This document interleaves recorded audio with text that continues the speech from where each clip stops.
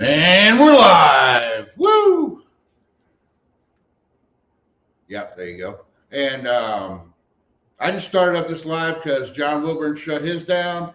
We're just hanging out tonight. I hit 400 subs. John Wilburn helped me get up to 400. I'm happy. And I'm doing a live to celebrate hitting 400 subscribers. As soon as we get some people in here, I'm probably going to work on the car and just let people chit chat. So let's see. Anybody watching? Ooh, 3 people already. Oh my God. Throw the link up in chat.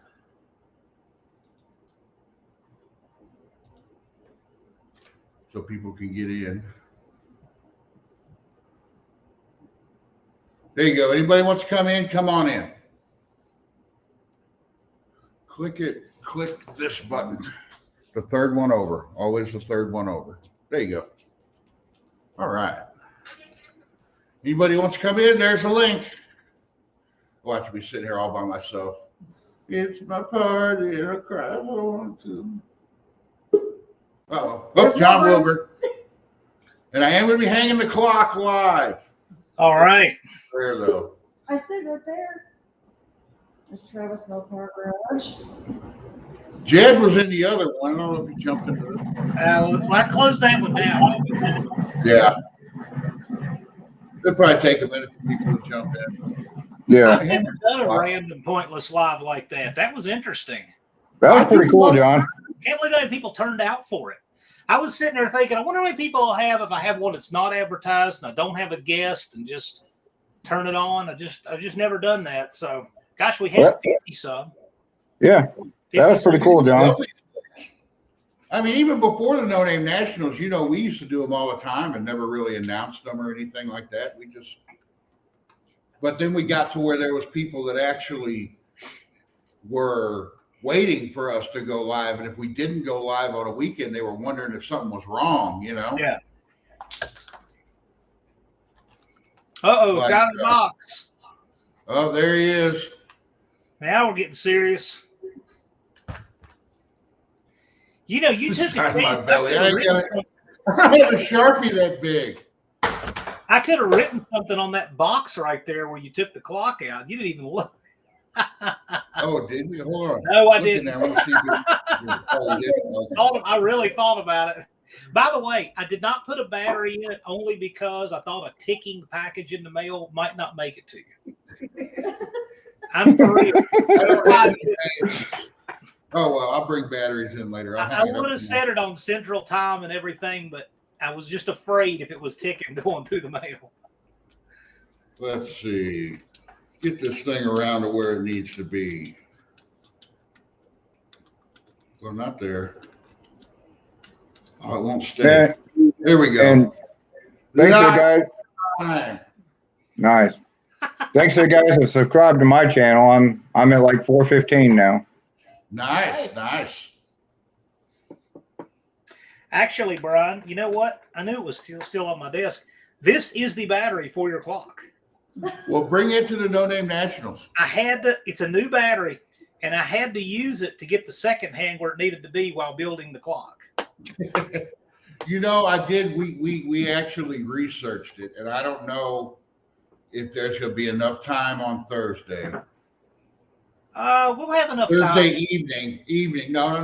I'm talking about Thursday, the No Name Nationals, Thursday night. There is an Olive Garden, but it's about an hour north. Okay, I'll tell you where I think we should go if we got the opportunity. There's a place there that's famous for throwing rolls across. Lambert's. Yeah, Lambert's. I've had about 10 people recommend that place, so I figured we should try it. We'll get everybody together. Because I'll come down Thursday, but what I'll do is I'll have all my stuff just at the hotel ready. You know, be down there Thursday evening. Yeah. So No, John, can I drive up Thursday evening because I'm camping in my vehicle? For the long haulers, come on Thursday. Okay. Then I found a loophole in this because I'm gonna tow Copperhead with Old Red. So I have both vehicles there, but that Old Red will just be the tow vehicle and everybody can look at it. Oh, there goes the neighborhood. Jed's in the house. Oh, Jed's in. What's Yeah, up, dude? I am. Sorry, Happening, guys. I man? had to bring property values down. What's going Well, on? you man? look like you're dressed in your going to town gear there, Jed. Actually, no, this is my worst flannel shirt. I have sewed this thing together several times, actually. This is Jed's my. just showing off his mane. Oh, yeah, I am actually. Yeah. He's trying. He's trying to. Oh, I know what you're doing. What? You're gonna have a hair off with Mopar Joe at Mocan, aren't you? Oh, dude. I don't know. See, it's going to You're be gonna have hard a for you hair to beat off. him. Oh, come on. There will be no hair off. There is no beating this hair when it grows out. Young people. Yeah, so Young people, I'm older than you, John. Brian's older than me. Oh, if I took my hat off, you guys have seen me when I take my hair out of a ponytail. I've still got that picture of Brian with pigtails. Yes, I have a picture of the pigtails. No, don't Oh, talk about please. pigtails. That was the greatest screen grab I think I've ever done. Yes, When is Mocan?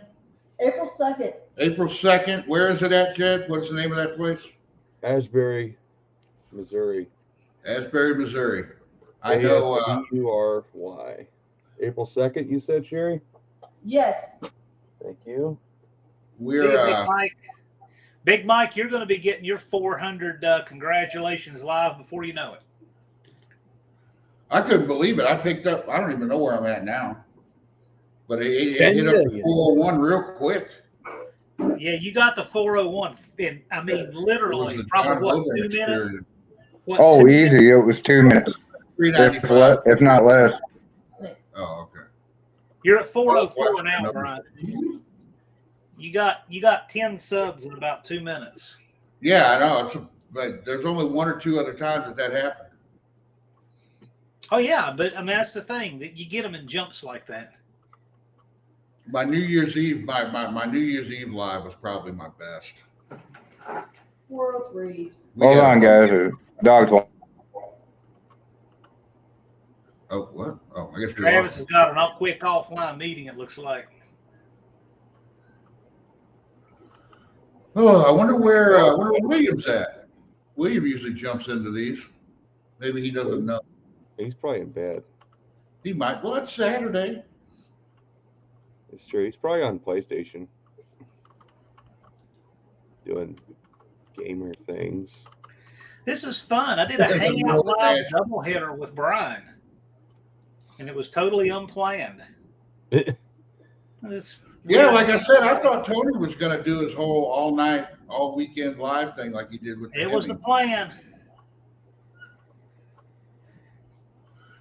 I guess stuff happens though. All right, guys, I'm going to be off camera here. I got to find a good spot to hang this clock.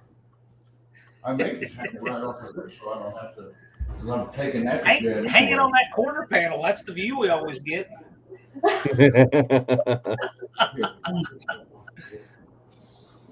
Mrs. Dust Devil, did you get that clock out or did he? Who was the first person to see it? I was. It's even better. Just send to him. That's even better. So where's the clock going? It's going to go over the couch. Because everything that's hanging on that wall is coming off to go to Indy anyway. Are you all ready for Indy, Brian? No, Me either. I'm going to get ready tomorrow. I got derailed hardcore on setting up Jezebel's clutch today. What happened? Oh, everything was going pretty good, except for I forgot to put the block saver plate on. I got the flywheel all on, got all the bolts set up, all torqued, all lubed up, just how ARP wants them.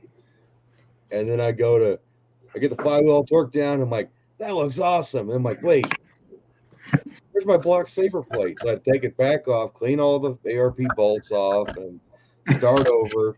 And then I go to set the dual disc clutch setup on there. And I got that little 18 spline plastic dowel or that little lineup tool. Yeah. And I will not assemble it with that. Did you have a dual disc clutch? What kind of clutch is it? It's a Ram. Ram? It's Okay. Yeah, I think it's their God. What do they call it? Their Concept 10.5. Is it centered iron or bronze or? Oh God, I couldn't. It's the puck style, semi-metallic. Yeah. It's good to like 1,500 horsepower. That's I all put I a- can do. I put a Ram, the bronze puck style single disc in the LS swap I did, and that's a great clutch. Man, it's nice.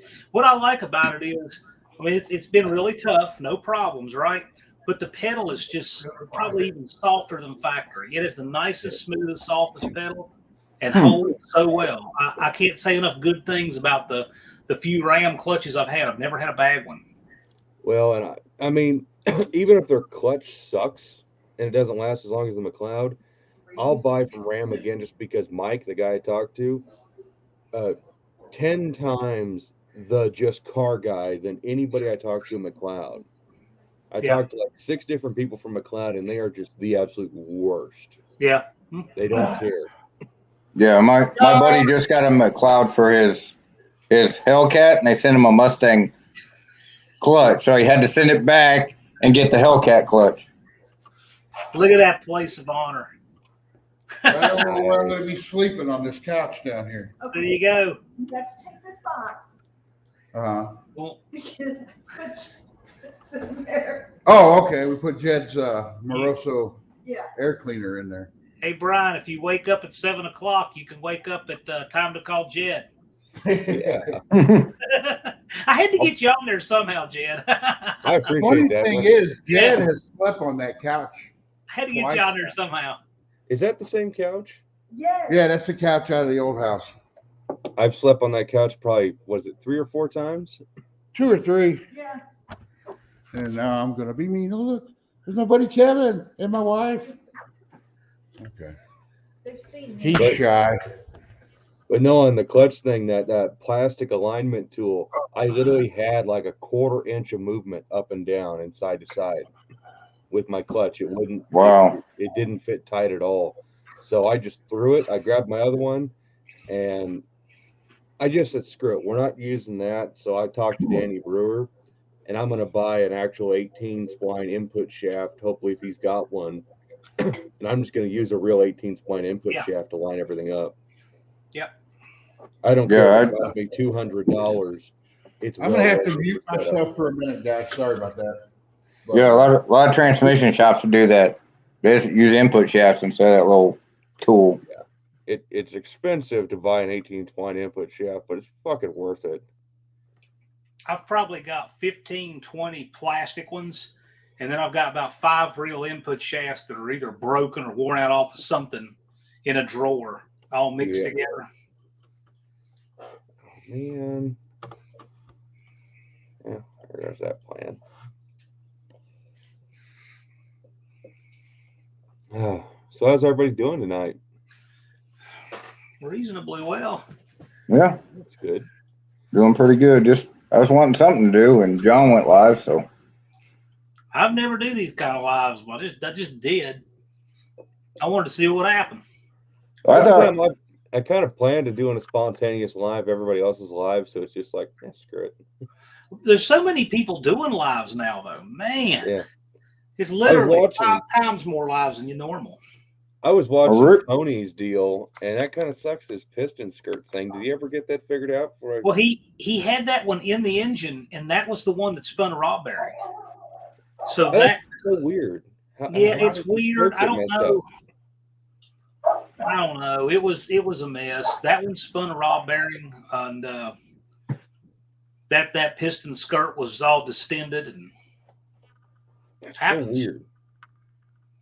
he's got a bunch of slant 6 pistons though. I'm sure he'll have one good fits tomorrow and just keep rolling. Oh yeah.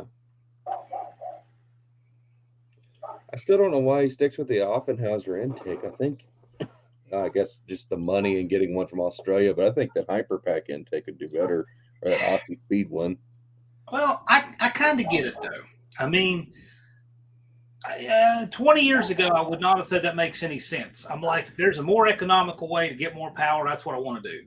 Yeah. But now I kind of like the challenge of using stuff other people overlook, and I enjoy more of that now. Like Well, I do too.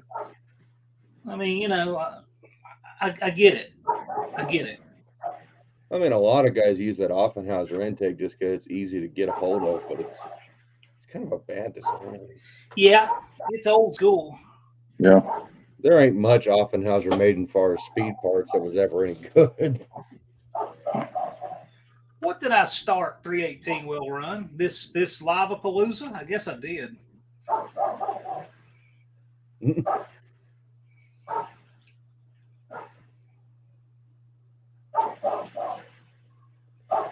Saturday night and it's cold, so everybody's inside.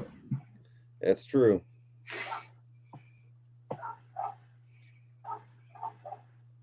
Trying to think.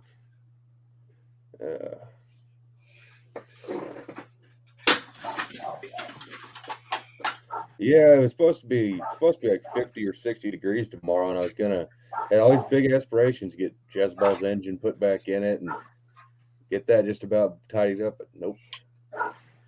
Another week behind now.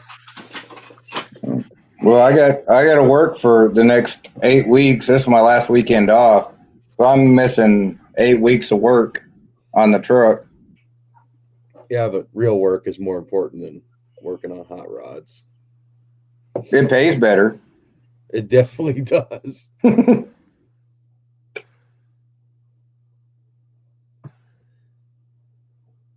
Yeah, this outage will finance all the build on the truck. Yeah, that engine of yours looks like it's going to have some steam behind it. That's going to be pretty neat. Yeah, well, I'm hoping because I'm putting aluminum heads on it. Yeah. I'm hoping it'll go because it dynoed at 525 when it was built, and with unported heads. So I'm figuring aluminum heads ported, that'd get me 550, 575. What heads are you running? I'm gonna just put some Edelbrock RPM heads on it. The ones now are the Indy MAX heads, the old iron style. You'll lose some of the heat retention, which will drop your horsepower down, but you'll be able to run more compression if you changed it. But with the bigger ports, it all come down to the flow numbers, and you'll save all that weight too. Yeah. Plus I'm gonna be bumping up the nitrous on it too. Yeah, you'll be able to get away with a lot more with that aluminum. Be more forgiving. Yeah. And those Indy heads, if you don't end up keeping them, you could definitely sell those and get some money back on them. Oh yeah, because they don't make the iron heads anymore. Yeah. So. Tick, tick, tick, Brian. Hey, that's how many subscribers I have. Is it? Yeah. You're 40 something. I'm 414. That's 214. Sorry. 14. All right. No, it's not 414 days away. We can stretch it a little bit, can't we? We already did that. We already gave you guys 35 days. Okay. Yeah, it'll be rain or shine. However, September is statistically the lowest possibility of rain in the state of Missouri, and later September is even lower than earlier September. So if you want the statistically best chance of not having the rain out, an event the last week in September is it. Cool. Now, that still leaves the whole month is a 7% chance, but it's even lower. It's probably about a 4% chance, but that doesn't mean it can't happen. There's still that 4%.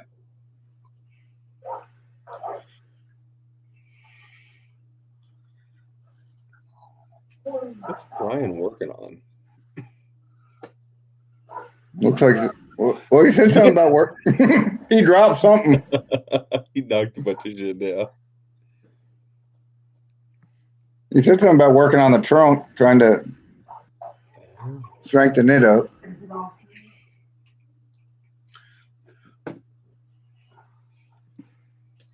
Brian does have a nice little shop space. I'm kind of jealous of that. It is nice. He does have a nice shop. Looks like he's got a lot of room in there. Yeah. Yeah. I wish I had just anything. Well, I still prefer working outside. I don't like working inside. I like having the sun and the wind and all that stuff. But during the cold, it would be nice. Yeah. My problem is if I had a shop like Brian's, it would be full of parts and machining equipment. I don't know. Brian's little shop space might be the size of my garage. And that's the thing. I have a 2-car garage, and I got my swinger in one side of it. And by the time you had your bench and your welder and your shelves and parts, you can't really have a good work bay. I need more space. I hear you. Well, that's what I've heard a lot of people say is to figure out whatever size shop you want and then double it Pretty much. Oh yeah. and build that. I started putting all my good parts inside my office and the living room. It didn't matter where it needs to be. I don't like my W2 tunnel ram. It was out in the garage today working on it, and it's like, well, that's coming back inside. I ain't leaving it out there. 318 wheel run. That's pure delusion. I hate being cold. Oh, there's nothing fun about being cold. No, not at all. Hate it. Man, I hate the cold. Oh, I hate the cold. If I could go into a coma for January and February and just wake up in March, I'd be totally happy with that. Let me get through Christmas and then just see y'all in March. Well, it's usually not too bad down here around Memphis area, except for like February, end of January, first to middle of February. It's not too bad. That's the only real cold we have. Well, I think it's worse when you get into, say, late December, early January, when you have that first week that just you can feel the cold coming through your clothes, biting. Mm-hmm. And that's miserable. But the thing is by the time you get to the end of February, beginning of March, it starts to get nice a lot of days. You've gotten used to that. And you're like, it's just a little cool out here. Yeah. So I think the same temperatures are worse on the beginning end of the winter season than the end because you get used to them a little bit. I guess so. I still hate it. It's like I heard a guy was interviewed that worked at a sewage plant. The guy asked him, "Do you ever get used to the smell in here?" He said, "Nope." He said, "How long you working here?" He said, 11 years.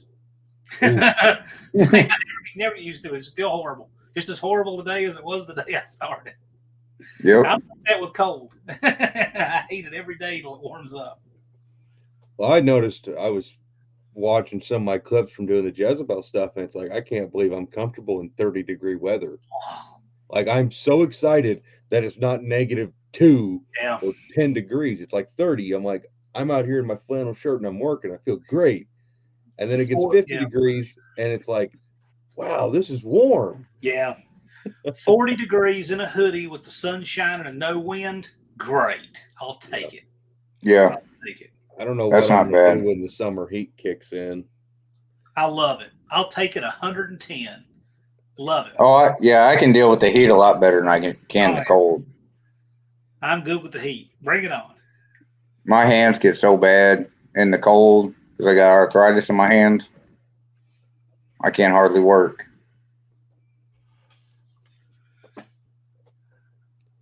Well, look at the heat is you just gotta start sweating. And once you start to sweat, you just work through that sweat. Yeah, put a fan on you and it'll cool you off. Yeah, I'm about to throw all my fans away just because they get in the way. The space they take up could be used for a mill. No kidding. That's great. I like that you're doing your machine shop. That's pretty cool. Yeah. Well, I got to find a mill. I like the ones I used. I took some machine class and enjoyed them. What's up, Mr. 318 Wheel Run? Can you hear me? Can you hear me? Yeah. Check this out. He doesn't come in my live. He waits till we switch over to Dust Devil. I just showed up at the end of your live at the last few minutes. I see how you are. You'd rather go to the other party. You just check who's there for. No, I just want to show Brian I got a clock too. Oh, Rob's in chat. Hi, Rob. Figured Rob would be in bed, that old man.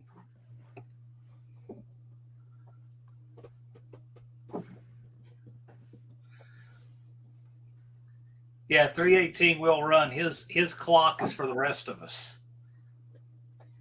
But at least his clock tells the right time. I think Brian's does too. I don't know. What was it set on? Well, I don't know. Did he set the clock?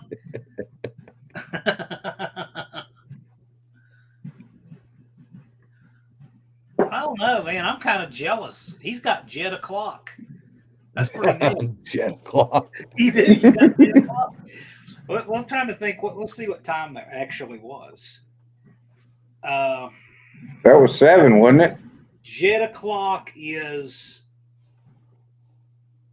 Oh no! See, yeah, because I got that dividing line. So jet o'clock, I guess, would be 7. So 7 is jet o'clock. Yeah. That's typically when I'm busy. Yeah, that sounds about right. Well, that's when you call in the big guns. It's 7 o'clock. Now we got an answer to that now. 205 radials. Jeez. That's right. You see, you got 205 radios. I didn't. Oh, see now it's make car noise this time. Yeah. Yeah.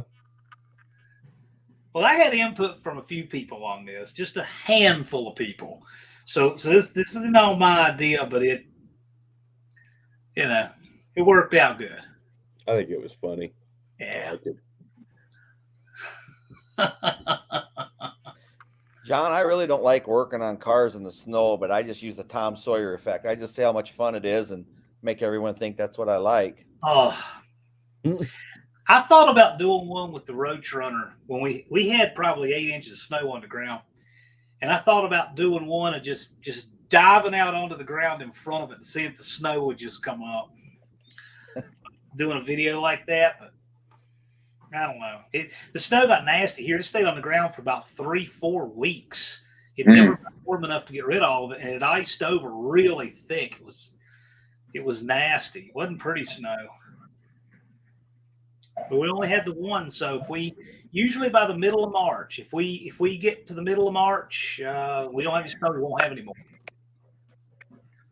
Mopar Al in the house. What's up, Mopar Al? Thanks for the sub. What's happening? What's going on, guys? Howdy, howdy. I'm just watching Brian work. Don't mind me, guys. You taste Bondo and all that from the sledgehammer. Oh, dude, it's never ending, brother. There wasn't a straight body panel on that car, was there? The only thing that was turned on that door on that car was the driver's door that Tony picked up from the swap meet. Wow. I gotta tell you, when I first saw that you were doing the body work on that, you cannot know how bad I felt for you. Oh, dude, Really? I've seen dude, that car up video- close. Oh, like I said, man, I hate doing body work. You're But it's gotta get disciplined, done. though. Is that still Tony's car? Or is that yours now? No, that's Tony's car. I'm going to be driving it and taking it to events and everything.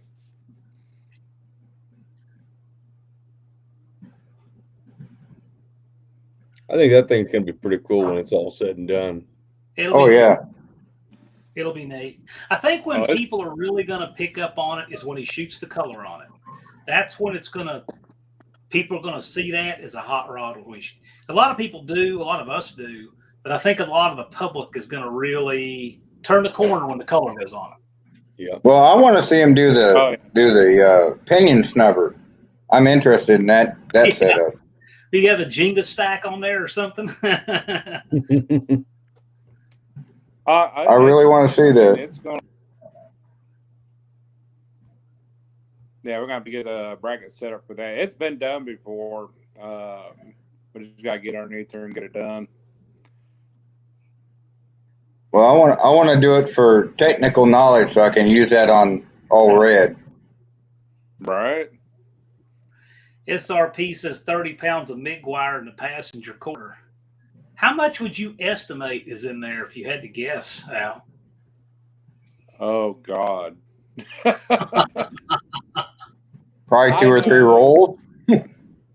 since I've been working on it, I know we've probably been through 4 rolls. Oh gosh. Wow. Woo. So there's no telling Tony's had on it because originally he started out to be a Gambler 500 vehicle, but yeah, He had 22 pounds of wire in it before you ever got a hold of it. right. That's what he said, 22 pounds of wire. But That's crazy. But yeah, it's been an interesting build. So I mean, I look forward to be finished and see what she's gonna do. Now, are you going to leave the hood just manually, or what were you going to do with the hood?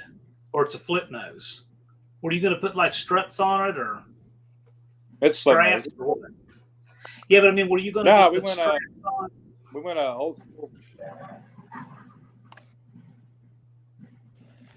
We did a old school chain. Okay. Cool. How many gallons of filler Kev But the fixed chains this? are they're actually pretty awesome. You know what I like? We need to call Mopar out the sculptor, because he just took a vision in his mind of what a Valiant quarter panel is supposed to look like and created it from scratch. It did look That's really true. nice. I mean, that's really what you did. You know that, right? Like you could have taken a 68 Super B quarter panel and put there just as easy as what you did with what you started with.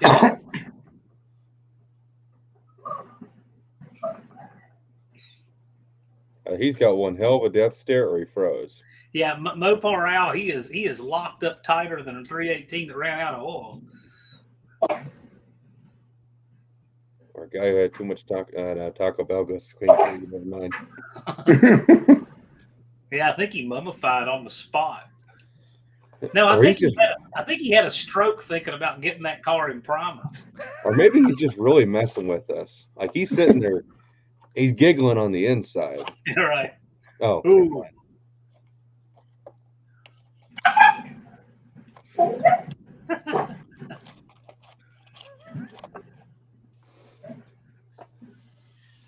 SRP says it looks good. He really does. Considering what he started with, that quarter looks great. oh yeah. What's up, Two Hacks?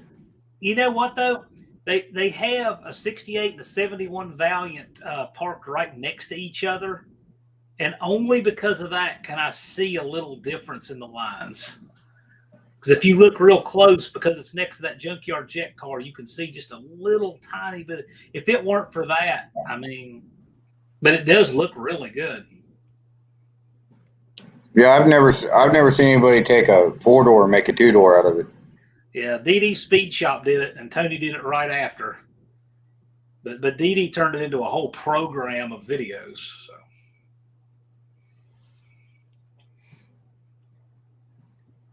Yeah, I'm waiting for the junkyard jet to get fired up, roll out. I like 4-doors. I think my next Mopar needs to be a 4-door. I've always liked 4-doors. Yeah. Now there are some cars that wear the 4-doors really well, and there are some cars that are just goofy. Mm-hmm. Like the Bottle Rocket, and Rob even has a Cornet just like Bottle Rocket, and I think the fuselage body style really wears 4-doors great. And I've seen a picture of one, like a 71 4-door Cornet, and it was all black, and I was like, I'd buy that, and I'd rock it. You know what I think would be kind of cool if a 4-door, the 60s Cornets. You know, so yeah, there's a guy. Waxy look. There's a guy down in Coldwater that's got a black one. It's a 4-door. No, it's the Belvedere. Yeah. The 4-door Belvedere. You know, I kind of regret that. There used to be this 4-door 70 Coronet that was down the street from a place I used to do mortgage inspections way back there. And I started to regret not knocking on that guy's door. It was a 4-door 70 Coronet, and it looked really good. It was brown. I thought, what a cool sleeper that would make. I actually know 2 70 4-door Cornets. One was in belonged to a friend of mine, and it was an ex-Colorado Highway Patrol car. Cool. And it was all complete, and I had made interest, in purchasing it from him, but he's like, hey, I can't catch you a deal because these parts on this car are worth X amount of dollars, so I can't sell it to you at four-door price. I have to sell you to what it's worth in Yeah. parts car. And so it got parted out, unfortunately. Man. And it was a rust-free car, but it donated its life to save a 70 Super B. Boo. Well, that friend, I can kind of get it because the car he saved was worth it. Now, the other one I know about it just went right through my fingers about a month ago. A buddy has this really, I mean, it is a pile of junk. It's a purple 70 Super B 383 4-speed, but I mean, it is like nothing left of it. And he acquired a really clean 70 4-door. It was green. Floors were spotless. Trunk was spotless. And I told him, man, give me dibs on it. I'll buy it. I'll even buy you the sheet metal. I don't care. I want to see that car get saved. He said it's too late. He already cut all the floor out of it. I'm so sick of that mentality that just because it's a four-door, it's got to get chopped up. 70 Coronets are one of my favorite looking front ends of all time. I love the 70 Coronet. You know what? My uncle was like that. So he just turns his nose up at four-doors. All they're good for to him, just jerk the engine out, crush the car. And then every two-door has to have the big motor and cut up for all this stuff too. He can't appreciate anything for what it is. It's a shame. It is a shame. A lot of them get gone to that. Yep.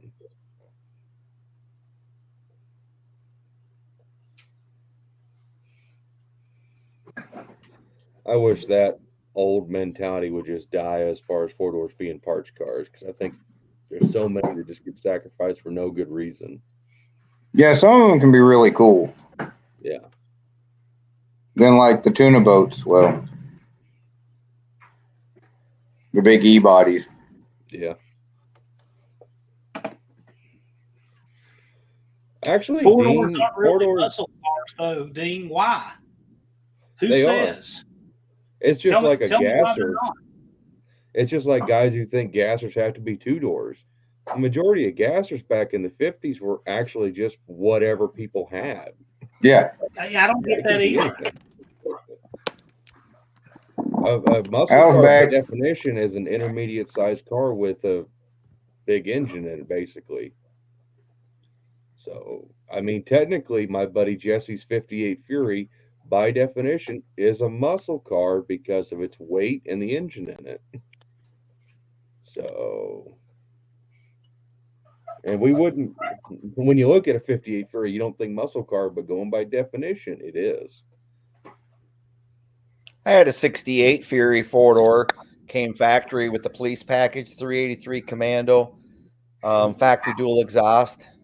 It had everything that a 68 Roadrunner would have from, if you had bought a Roadrunner. That'd been cool. Don says a Continental kit not look right on a two-door.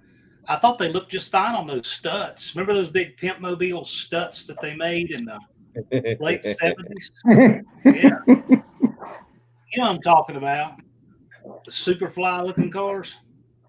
Yeah, I had a 78 Cougar had a Continental package on it.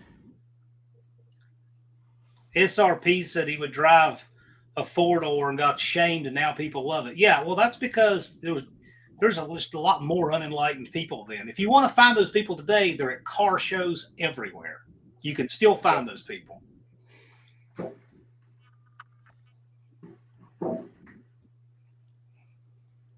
But I thought about if I found a 71 or 2 Cornet, even a 3, all black, I'd cram the Pro Stock Hemi in it.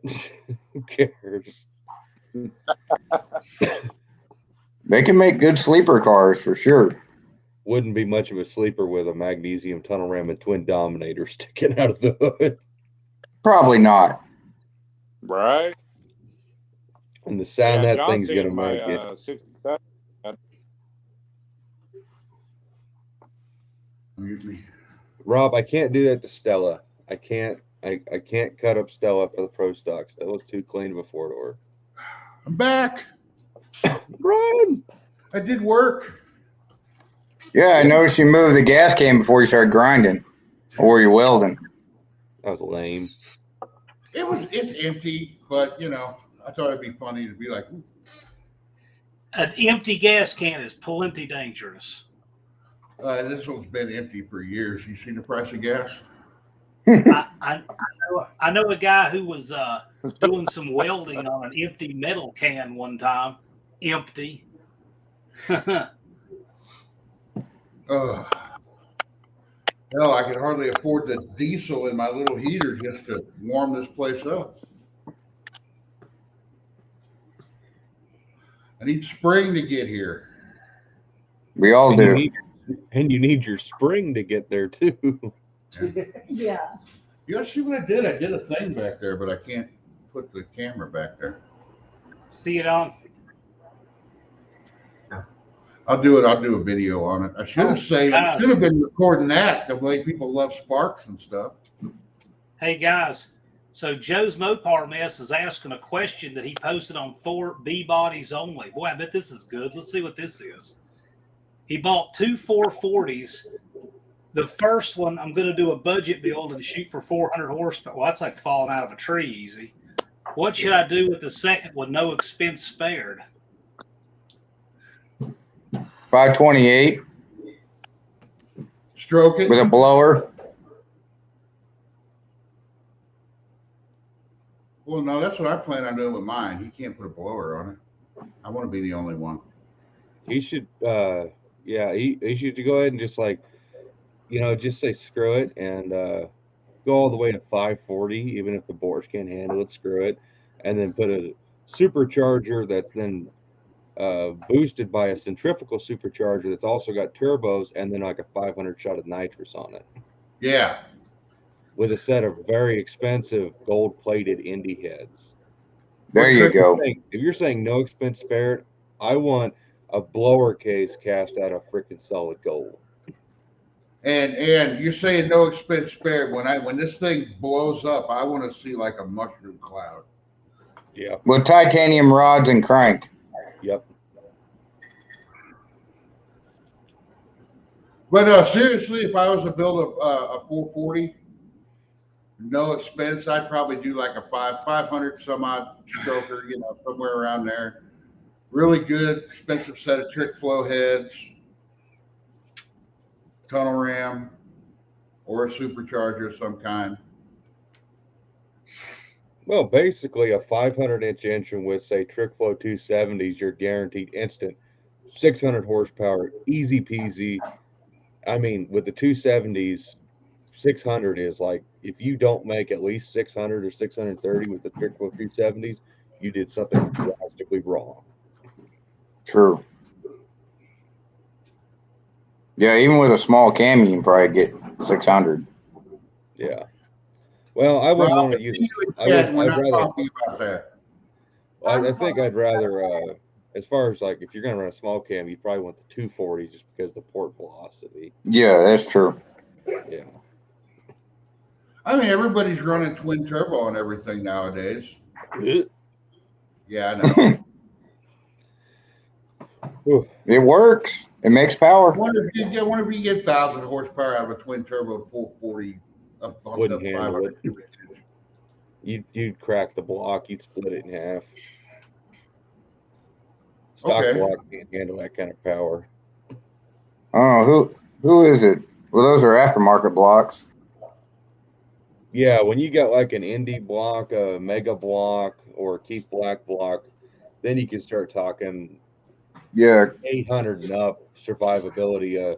Stock 440 blocks start getting real sketchy at 700. Really sketchy. Yeah.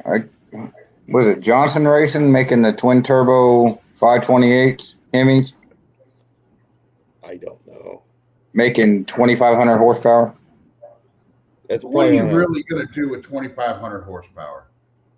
What are you going to do with 1,000 horsepower? Like, say, if I built a 1,000 horsepower engine for this Duster, what could I really do with it? Everybody. It just, one, you ain't going to drive it on the street. And if you are going to drive it on the street, you don't need 1,000 horsepower. It has no practicality on the street, really. None. You'd have to build a tube frame for this. Yeah.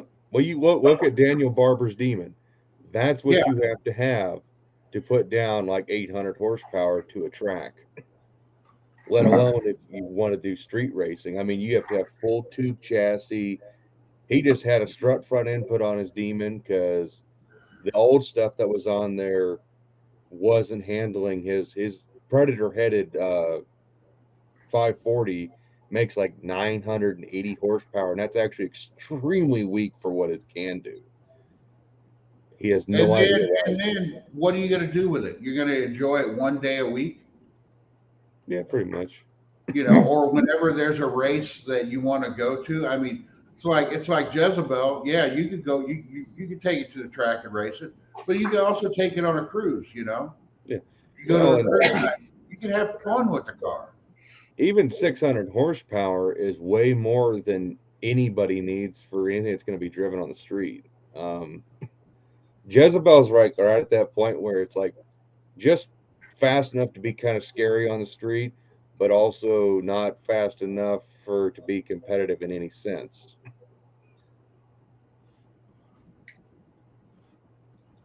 Well, that's the nice thing about nitrous is you can have a 550, 600 horsepower motor, drive it on the street, and when you go race, you just flip on the nitrous and go. Yeah. You're competitive.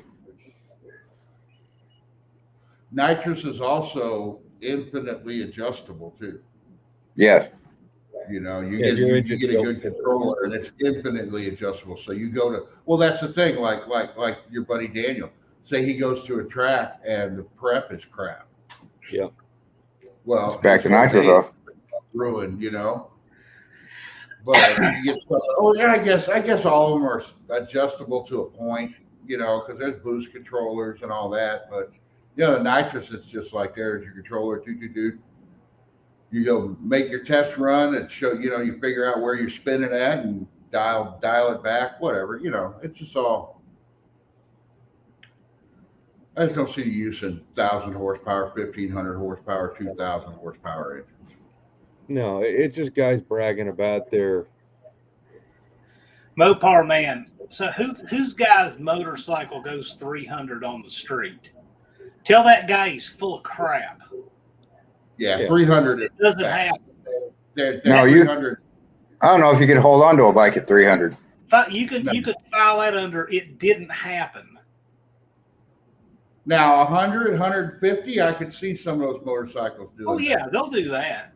I've been there. Well, that was like the old ads back in the day for I think it was the Ninjas or something else. It was said, how would you like to go from 0 to 100 as fast as you can read this? Then they made them start cutting back on their advertising because of that, because people were getting killed. Well, I'm scared to see how fast my Indian Scout is. It's got 100 horsepower, and I know how scary that thing is, and I don't want to see how fast that thing will go. That speedometer reads up like 180 or 190. Yeah. I don't think it'll hit that, but it scares me. I don't think I want to ride one of those over 100. You said there was a guy put nitrous on one? Yeah, Jeff? I saw it in my Indian motorcycle group. A guy was putting nitrous on his motorcycle, on his Indian Wow. Scout. And I was just like, holy crap. The guy actually posted today it's funny, he's got this nitrous kit. It's all professional on his Indian Scout. And he goes, and he opens up like the rule book for racing. And he goes, okay, what does my Scout bobber not have? It needs to be on here. It's like, well, you don't have a push-pull shut-off, and you don't have a way to shut off the fuel because it's a fuel-injected motorcycle. So it's like, you're going to have to work around that. I mean, I don't know what those bikes run in the quarter or anything. I bought my bike to ride and enjoy, not to race. And SRP, you can drive anything on the street. It just depends on how practical or impractical you want to be. 500 horsepower is a whole lot more tame than 600. Now you can get Well, a 500 lot of the stuff, you got to dump so much fuel down it. Because if you're sitting at a stoplight, your plugs are going to foul out while you're sitting there at the stoplight. Oh, and that's all easily overcome by a good ignition system and properly Yeah. tuned carburetors. Yeah.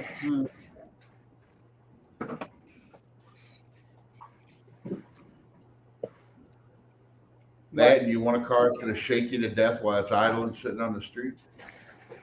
That's what Jeff I mean, does. it's just, I think it depends. If you go new, 500 horsepower is pretty easy on the street. My son had 500 horsepower in his Challenger, and he got 30 miles per gallon with it. So, I mean, it Oh can be- yeah, I mean, I That's like the demons and stuff. Those things are the Hellcats and the demons, you know. yeah, But there's people that argue, you know, who needs that on the street? Well, you also got a bunch of people wrecking those cars too. That's why so many engines for sale. Yeah. Well, and that's the other half of that argument is, you know, you get a guy gets a Hellcat Challenger and he thinks, oh, 700 horsepower in this thing. Oh, it's awesome. And then they get a muscle car with that same horsepower and they die because there's Yeah. none of that idiot control watching over the car and protecting them. right. Mhm. You don't have the You know, you traction mat the control and gas- everything else. Yeah, you mat the gas on a Hellcat Challenger and it does everything for you. You mat the gas on a 70 Charger with say that much horsepower, you're going right into the freaking pole. It doesn't matter how good your suspension is. You can't get that kind of traction on dirty street. well, Mhm. 100 mile an hour, 100 mile an hour in a Duster, or 100 mile an hour in a Challenger feels like about 70 in a Duster. Yeah. You know, Yeah. just the way the suspensions are tuned and the way the car's set up. So, yeah. So obviously, if you put a 500 horsepower motor into a Duster, you know, just with the suspension and the handling of it, it's going to be, you know, 3 times the challenge as a new car. Well, and those newer cars weigh so much more too. Well, yeah, they're what 4,300 pounds or better. Yeah, that I think Challenger. his Challenger weighed around 41. Pound car. Joe's Mopar Mist, those are the best 440 blocks the factory made. Yeah, They went got to the a extra, 56. they got the extra strengthening revs on the sides of the block. Yeah. Those are Yeah. the best blocks they made. If you're gonna build an engine to make power out of a stock block, that's the blocks you want. Exactly. Don't do it out of a 70 block like this moron did, Right. because that block's worth a bunch of money. I still raced his 500 horsepower Challenger with my 318 Duster though, just to do it. Oh well, yeah. That's what I think this whole No Name Nationals thing is about. Who cares who wins and loses? Right. We're all a bunch of people who all know each other a little bit, you know. You know, most 90% of us have never met face to face, and we're finally going to get to meet face to face, have a good time, and show off our cars. Who cares who wins and loses? It may be a race, but it's not really a competition. It's more of an exhibition thing, I would think. That's the way I see this whole Yeah, thing. It's an exhibition. it's all in good fun, and that's what it should be. It's like back in the old match race days. They really didn't. I mean, their egos got in the way a little bit, but it didn't matter who won or lost. You still got paid in the old match races. And a lot of times they didn't run flat out because they knew they had a match race the next night or in two or three nights. So they had to save the car. Well, also you got sandbagging just like you do when you're street racing. You can't beat people by 2 or 3 car lengths and expect to get a race the next night. Yeah. You just can't do it. And you'll see some of that up there. I mean, I guarantee there's some people out there that just do not like each other in a racing. Oh, I haven't yeah. seen much of it. Most all the call outs I've seen, they've all been in, you know, people just having fun and they just want to race. Right. Randall might start a fight before it's all over, but most people seem like they're being pretty cool. Who is that? He's the one that going back and Lone forth. Bucket Garage? He's the one giving Ruben buyer's remorse on his call out. Uh, One budget garage, Randall. he's lucky. He's lucky that he got Ruben as a call out. Not that he's going to win, but you know, Ruben's not wanting to build the kind of car I'm wanting to build. Ruben still wants to drive his on the street a lot, and that's cool. Nothing against Ruben at all, but You talking about Ruben's already Mississippi got it Madness, covered. Ruben? Yeah. But if he was racing me, he would get a donkey stomping, ass whooping like you wouldn't believe. I would make sure of it. I would blow my car up just to make him look bad, because I don't like the guy. Isn't Ruben racing blown budget or whatever? Yeah. Yeah. He starts a lot of problems in people's lives and chats and stuff. He went into these other guys' live and started a bunch of crap, and I don't like that. And if he's in here, sorry, dude, I don't like you. He and Lunar got into it years ago. He was dogging on Lunar's 318, talking about how superior his 318 was and all this stuff. And the fact of the matter is, I mean, just because he got really nice, clean parts to bolt together doesn't make his 318 better. He was completely neglecting all the port work that had been done on the heads. Brian was running a lot better cam. And the fact of the matter is, even though Brian was dirty and it was a mess and all that, yes, all that was true. Brian's makes more power. No doubt. Okay. It's gonna make more power. Or it's like 50 more horsepower just in the heads. Well, Randall didn't care about any of that. He was just talking about how clean and perfect and sanitary and better his is because the parts are new, and just really going off the deep end, you know, with all this false confidence. And so anyway, when I see that going on, he and Brian going at it, I jumped in there too, and I was poking at him a little bit, and he's hated my guts for years over that. And so anyway, he was just about, you didn't hear from him anymore, and then all of a sudden, I see him in the comments. And I said, well, would you like to get on the live? That's all it took. And now that monster's back out of the box. Well, you know what's funny? I take some blame for that. You know what's funny, John, though, is he hated you for so long, but the minute you're doing something cool like this, he's your best buddy. You know what I mean? Well, I mean, he's a jerk on every live he goes on, so I guess it's his thing. I don't know. So we are talking about blown budget garage, right? Oh, yeah. Yeah. If you blow your budget on a 318, you did something wrong, buddy. Yeah, that too. I'm going to say this. So I have no ego, and I'm being honest.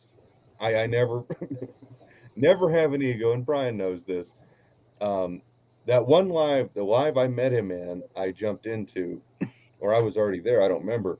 But I remember every time I started talking and people started talking to me, he started clamming up because he wanted to act like he felt like he was the biggest guy there.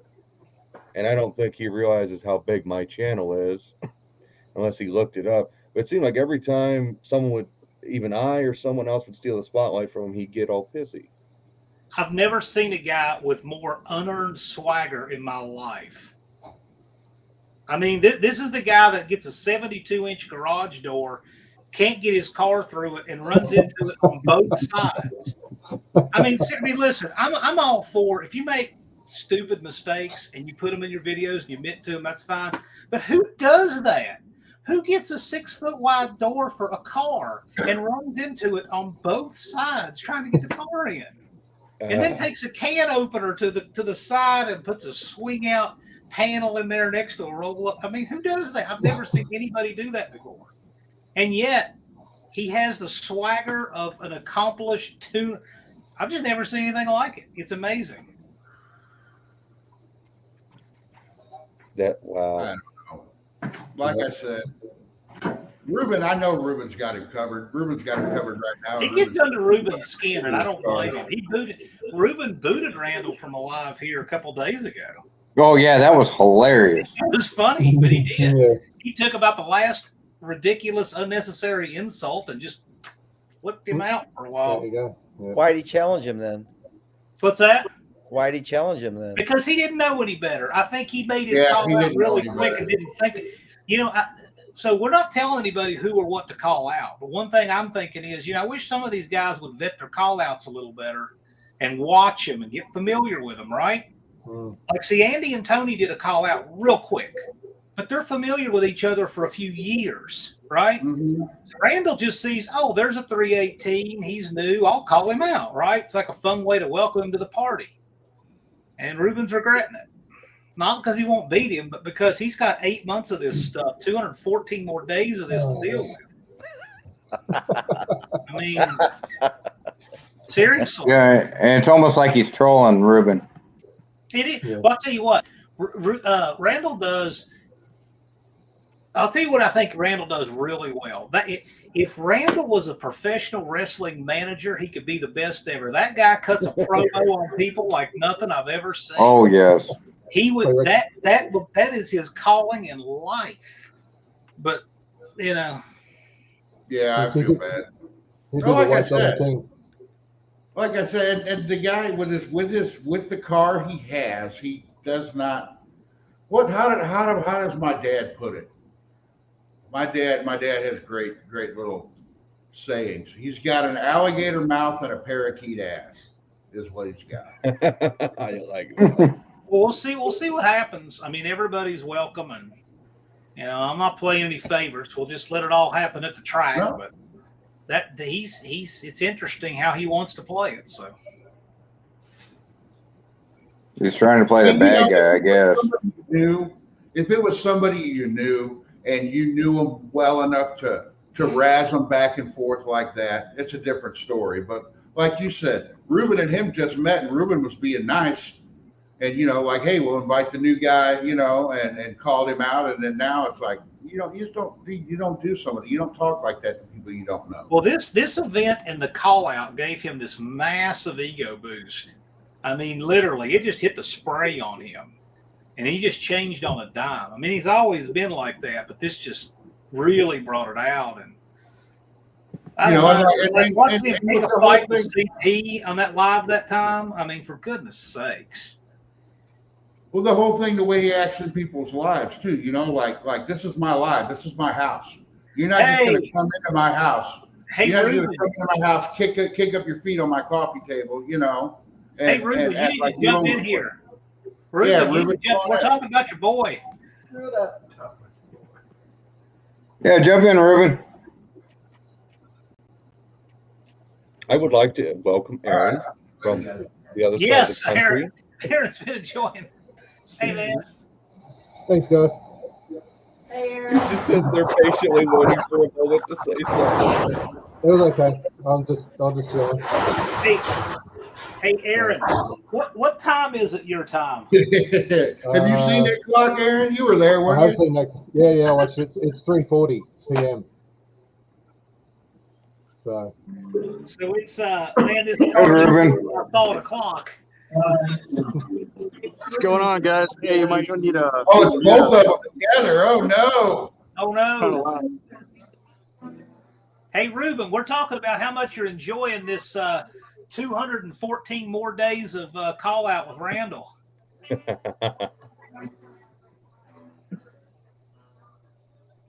don't know if he can hear us too good.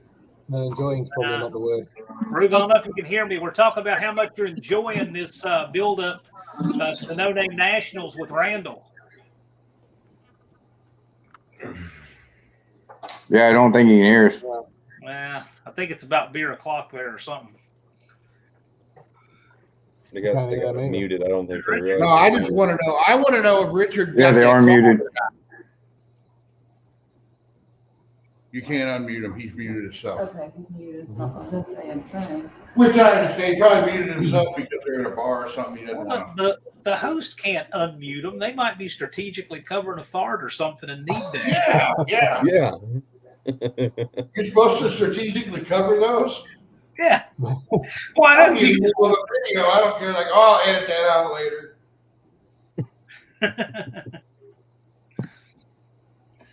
I say that in a lot of my videos. It's like, I'll edit that out later. I never do. I don't either. Brian, I don't think you'd edit anything out. I do a little bit of editing, a little bit. He cut his butt crack out of one video. Oh. Oh my gosh. You know what? So I had that one live one time that Andy was on when I was down at Bizards. And I step out to pick up what was it? Oh yeah, I went to get the box with Andy's valve covers, and he moves an intake from the table and just mooned like this much to all my viewers while I was out, and I didn't even know it. I was gone for a couple minutes, and it was bad. And I came back, and everybody was talking about it. What in the world are y'all talking about? And then I went back and watched it later, and I'm like, oh. I know your pain. That Oh, when Chris delivered the duster to my house, I left him and Dad alone. And I can't remember what I was doing, but Dad, for some reason, was totally okay with it. But Chris sat there and mooned the camera right there. Chris's bare, baby, white ass for like a solid 10 seconds. And when I was editing that, I text Chris like, "You sick son of a..." All I got to say is that Acme medicine is not just for faces. Yeah. Okay? That's all I'm Well, saying. it's like, what was it? The second time I was out of your place, Jed, you started filming a video and you handed me the camera. Yeah. And I tried to put it down my pants and you took it back away from me. Yeah, pretty much, yeah.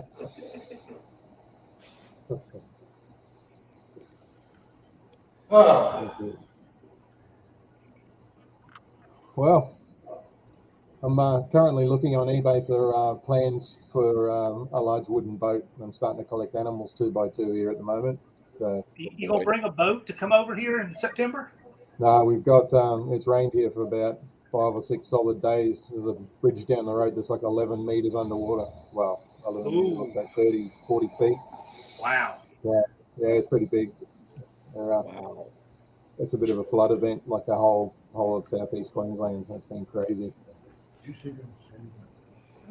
I can't remember who it was on my Facebook. I can't remember if my friends in New Zealand or down in Australia, or maybe it was, I don't know if it was your post. Someone did a drug strip. And Yeah, that was mine. they were That's making mine. really smart. You right there, Brian? Yeah, that was me, Jed. Was that the one where I said, "Oh, you know, I want to do quarter mile races in a tenny"? Yeah. Yeah, that's mine. Yeah, that's on the north of Brisbane. There's a 8 mile. That's a like a circuit track, but they do 8 mile across the front there. There's a Yeah. picture of a guy there on a paddleboard. So that's all probably I reckon 5 That's freaking insane, man. I saw that photo, it's like, oh my God. Yeah, it's crazy. Ruben's spinning around with the camera again. Oh, he's got his boot up.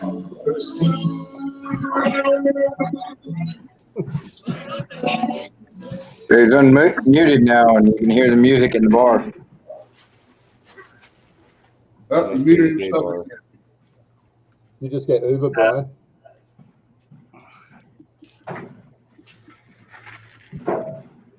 So, John, Yes, sir. give us a hint. Are we getting close to selling this thing out? Well, we don't even know what a sellout's going to be yet.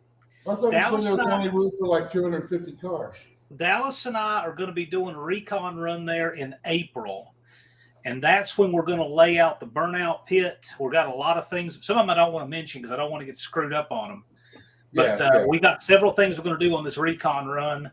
And we got to logistically figure out what we can get down the track. I mean, it would be entirely possible to get more vehicles in there than you can run.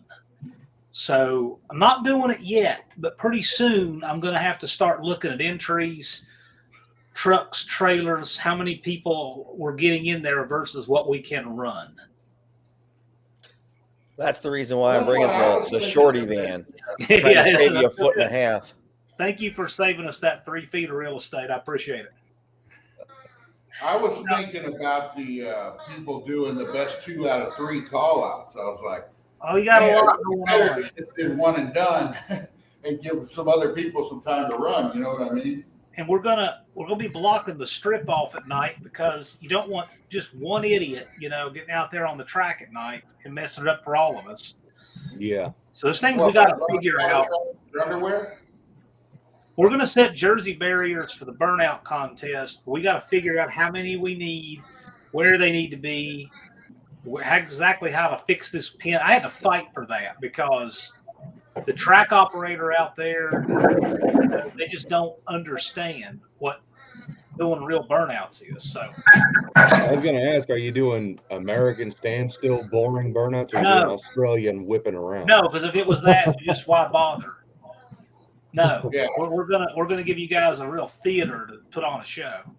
Yeah, because Nice it's work. really boring just watching a brake stand for 10 minutes. Yeah. Well, yeah, I mean, the most exciting thing about watching somebody sitting in place is what's going to break. Yeah. Yeah. You That's see all the you can cheer do. the quarter panel. That's right. But no, we're gonna try to give you the best possible arena. I just got to see how the pavement's laid out. Because, like for instance, you can have enough room, but if the pavement's got some kind of pitch and roll in it, we got to figure that out. And the only way to do that's to go there. So we're going to do that. We're going to figure out, fence space, because obviously there's a lot of banners going to be on the fences. And all that, we're going to test internet connection, some different things. We got lots of things we're doing. There's a lot of things that we'll bring back a report on, and then some things we'll tell you after they're done. Well, as far as the internet goes, I got my own internet covered. Well, you have your own internet where your own internet has signal.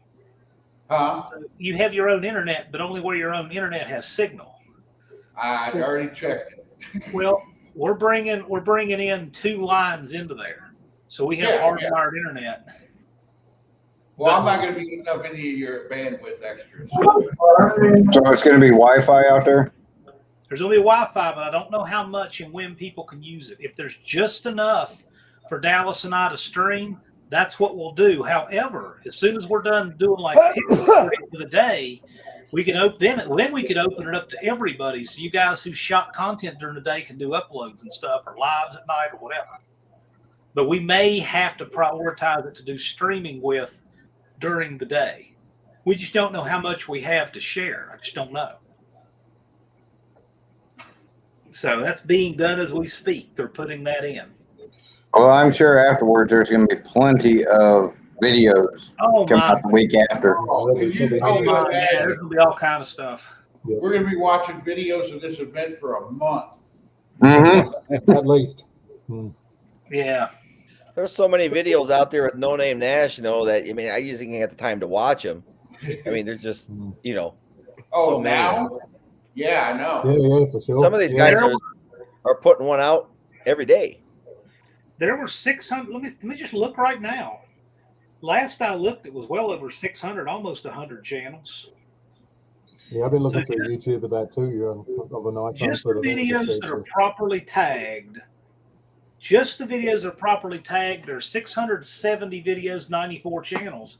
And that's just the ones that are properly tagged. If some guy didn't put the hashtag, that doesn't even count. Yeah. So there's probably 700 or 800 videos and 100 channels. We just can't find the ones who don't tag it right. Well, and a lot of those are probably shorts too. Well, could be, but they're. I mean, But then again, I haven't really been seeing that product many made shorts. I don't know. I did a No Name Nationals fucking post on Instagram the other day. Cool. Yeah, it doesn't count any of that either. Yeah. So all the stuff on Twitter and Instagram and all other social media and Facebook that's tagged that way, I'm not counting that. This is just what's on YouTube. As long as I don't blow up Jezebel before the event, it's going to be there. Well, if you blow it up, put it on the show field and make car noises. Yeah. Wibbida babbida, wibbida babbida. Did you officially announce, Jed, that you're going to be there? That's what I said the other day. It's like if more people, I mean, I don't use my Instagram very often, but yeah, my last Instagram post was all the stuff that makes Jezebel with check marks on everything. And it's like hashtag No Name National, blah, blah, blah, blah, blah. I ain't done a video yet because. I saw it.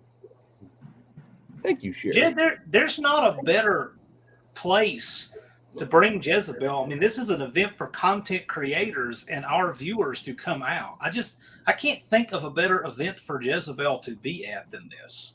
Mocan, quarter mile. No, it's not. It might be closer, but it's not better. Oh, it's quarter mile. That's what the car's set up to do. It is. We'll see it. Let's go do it. You'll be all right. But I will be there. It's just an axle change, Jed. Yeah.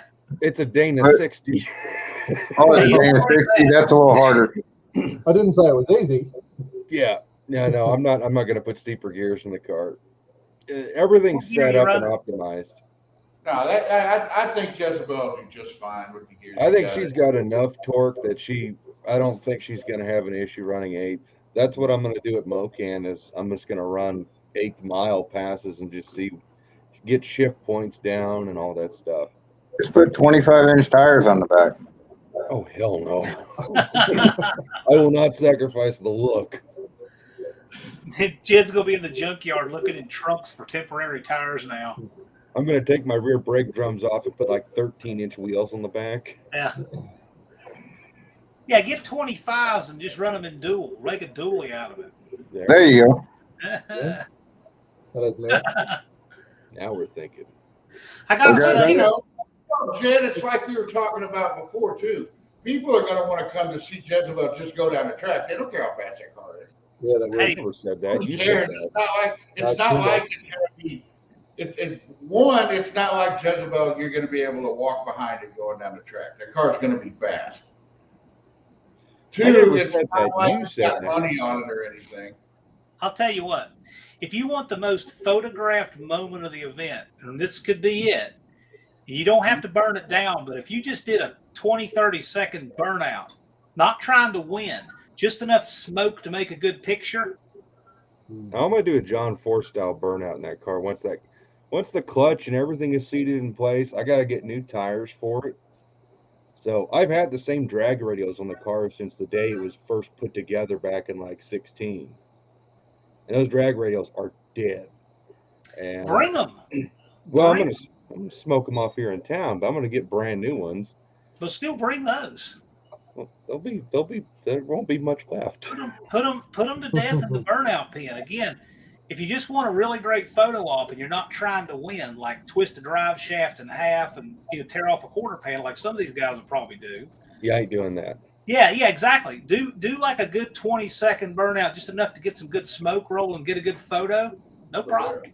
But it'd be a really cool photo. I got to admit, that car doing that and the burnout. Well, see, I've got some photos of that. Pretty freaking And neat. the Zoomies actually grab the tire smoke and Yeah. shoot it up in the air. Yeah. I have some Awesome. really high resolution photos of that. Well, guys, I'm going to get off here. I got some stuff I got to do tomorrow. I'm going to go to bed. Y'all have fun. Night, Travis. Take care.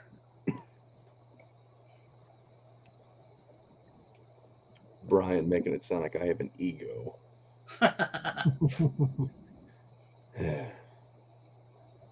What a dick. Well, he's kind of right regarding Jezebel. It will pull people in, Yeah, whether you like it's it or not- not. Jeff. It's going to be a crowd catcher, even if it's parked up, I Jezebel's think. got a following, but it ain't like Tony. No, Yeah. it's not, but it's still something. Yeah. I don't know. I still just see myself as just a guy with a camera and a small YouTube channel. And my car is just my 70 Charger. I don't see it as something with a following. Yeah, that's from you looking out, looking into different stories. Evans Mopars, you want to jump in here? Brian can drop the link again. Yeah, drop a link. Yeah. Come on You guys in. ever been working in the garage and smelled a bad smell like something burning? Hey, your father. Yeah. And it just drives you nuts even though it's probably nothing? It's where you set your beard on fire welding. I have done that. Yeah, no, me too. Same. Yeah, heater. That's why I keep this thing short. I was cutting with a torch one time and I had a little ball of slag roll off, hit my shoe right on the top and burnt through my shoe and it stopped on my foot. That's painful. I had a little one go in my ear last night. Whew. Yeah, I've had one in my ear Yeah, too. that You was can hear bad. it in there. It's not good. You just listen to your inner ear sizzle. Yeah, you can. Yeah, that's what happens. Yep. Yeah, I was laying down welding on the bottom of a rocker, and a big lump went in my ear, and you can hear it. It's just sizzling in there, and you're trying to get it out. Not good. Yeah. Although I was sitting on my ass with the oxyacetylene cutting one day, and a spark jumped onto my nylon shorts, through my shorts, and I'll just leave it there. You can imagine what happened there. That wasn't so good. Roll around on the floor like an idiot. I know exactly what you're talking about. Yep. Mm. No problem. It's 78. No, I did not. I did, but not recently. You guys just didn't hear it. I Hopefully heard not it, near the Brian. heater. You got an open flame there, Brian. Take it easy. You know what's funny is in firearm training, you're trained when you get a piece of hot brass, like in your collar or something, not to panic because you don't want to be waving the muzzle around with everybody else or whatever. Yeah. Train not to panic. Thing is, when you're welding and you get that, you want to get that off as fast as possible before it like burns its way like into your skin. So it's completely different. And I've been welding and get that, and my first instinct is not to panic because it'll cool off and it bites me. You know, like this is not a shell case, and this is like hot steel in my ear. Yeah. It takes way too long to cool off. Exactly. It's not the same thing. No. Yeah, it's not a hot piece of brass. That little piece of steel is liquid. No.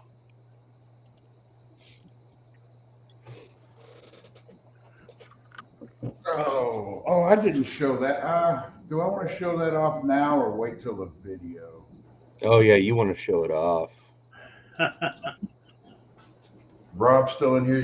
No, Rob is not. Rob went to bed. I told you he was old man and You think everybody's an old man, Jed? no, They Rob are is, compared to him. Jed is the youngest boomer I've ever met in my life. I am actually in the background listening to smooth jazz, so There's Heaven's Mopars. I'm weird. I know it. Hey guys, Start with an S. Turn that camera. sorry I'm late. Never late. You're never late. Yeah, I was checking my messages one last time Oh, before I got went a to hoop. bed and saw everybody. I was like, oh. We got a hoop. Yeah, I bought the whole kit. For what kind of kit you got there? 8-point But whose kit is it? competition engineering. Okay, yeah, that's a good kit for those cars. They make a good kit for those. Well, it's like my buddy who was here. I told him, I'm like, yeah, you got to cut it off because even the hoop is too tall. He's like, well, I thought if you bought that kit, it just went right in for that certain car. I'm like, no, they do it on purpose. Well, yeah, because if you got to cut some off, it lets you really get it where you want it. Yeah. Well, and that's like some people want it real snug up to the roof. I'm going to have mine maybe an inch down from the roof because I want to be able to slide a headliner up in there. Well, yeah, but I mean, okay, so I used to help my buddy do cages in cars, and what we do is we would mock it up and tack it, and then cut out in the floor, lower the cage down so we could weld everything on the top, bring it up, and then put the plates in. And there's different ways of doing it. Some guys will build the cage lower so they can get up there and try to weld on the top. And I was watching care somebody for was that. doing one in a Mopar. It was one of the big channels, like it was a street racing channel, but it was one of the spin-off ones. It was his brother's channel, and his girlfriend's got a dart there, putting a cage in it. And what they did for the down bars that go down the back is they tacked them in, and then they basically rolled everything forward so he could get around and weld all the way around. Then they rolled it all back and then did it like that. Something else that we like to do when you do your crossbar to put in the hoop, leave it a fuzz long, like an eighth to a quarter, and mock it up, and it should fit to where it's tight, and you got to push it to get it straight. And then if it needs a little more, sand it a little more, push it till you want to be able to push it in place to where it's level, and you put a level on it. And when it fits tight enough, you had to push it into place to get it level. That's when it's right. I don't like it when people try to leave it a little loose, because what you're doing is you're using your weld bead to structurally hold that, and it's not nearly as strong. Yep. Well, that's like this piece I just put in, this piece of angle iron in between the frame rails back here. I actually tapped it in with a hammer. Yeah, good. Well, it's the same principle. Did you end up selling your car, Scott? Do what? Huh? No, I'm talking to Heaven's Mopar. Did Oh. you sell your car? Is that guy coming? Can you guys hear me okay? Yeah. Aaron was just asking if you sold that car. Which one? The satellite? Or the 66 Coronet? That one you had in your driveway that you did the video around. Yeah, that one. Yeah, I double checked with the guy, and he said that he still wanted it. So we're trying to meet up soon. And I think I just sold another one too. So I What got other one did my. you have to sell? Oh, geez. I have a bunch of them for sale, actually. You're getting a war chest together. Oh yeah. I use the hobby to fund the hobby. It's the only way I can afford this thing, the sport. You got a 71 satellite to sell? Not a 71. I just parted with a 73 Roadrunner. Yeah, you And, can helping him get the money. Yeah, I can. He's selling dream cars to beat you, Brian. Yep. Yeah, that's my dream cars to Does beat he me. have a 78 or 79 or red? Yeah, you got a 78 or 79 pickup? well, I do, but I'll probably end up keeping that one. It's a half-ton step side, like the Little Red Express. That's what my wife wants. Yeah, and that's probably the one I may end up bringing down to the No Name Nats to tow the Duster. Nice. But that's kind of a plan B. I've never really driven the truck before, so I'm going down on a prayer, so to speak. And but yeah, the truck I wanted to use isn't available anymore, so I'm like, uh-oh. So I did that one video, I don't know if you guys may have seen it, about stepping out of your comfort zones. Yeah. And but that's what this whole No Name Nationals has been for me, is just stepping out of my comfort zones. I've done so many things I've never done before, especially under a time crunch. And so I'm learning a lot about myself too. So it's quite interesting. And with that truck, I bought it years ago, but I just got it running just recently, about a year ago. But then I got to drop the tank, get the bad fuel out of it. I put a new timing chain on it, stuff like that. It just has a 318 in it. So I'm hoping that'll be enough. Nothing wrong with those trucks. It's a good thing, If it was like a newer truck, you'd have to carry a damn OBD2 scanner with you just to tell why you're stuck on the side of the road. Yeah. Truck that old, you pretty much can figure it out. I can think of about 10 of those trucks coming off the top of my head. The older Dodge. What? I can think of probably, just off the top of my head, I can think of about 10 of those trucks that are coming, that are in that year range. It's pretty cool. Yeah, I do have a 73 Dodge truck, a D100, 318 two-wheel drive. It's either bring that one or the other truck, but same situation with that. But it has the gas tank right behind the seat. And but I remember as a kid, my dad having a truck like that, and every time he put fuel into it, you could just smell the fumes just inside the truck.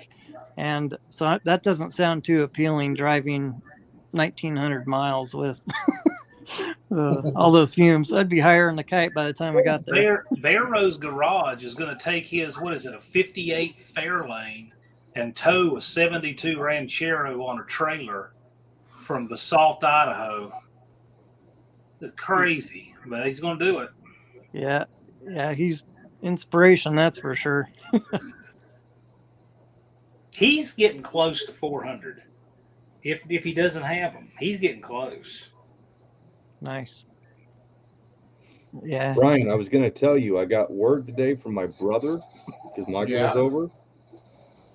Tall John sent money for the 76. Nice. So Tall John's going to buy your brother's truck?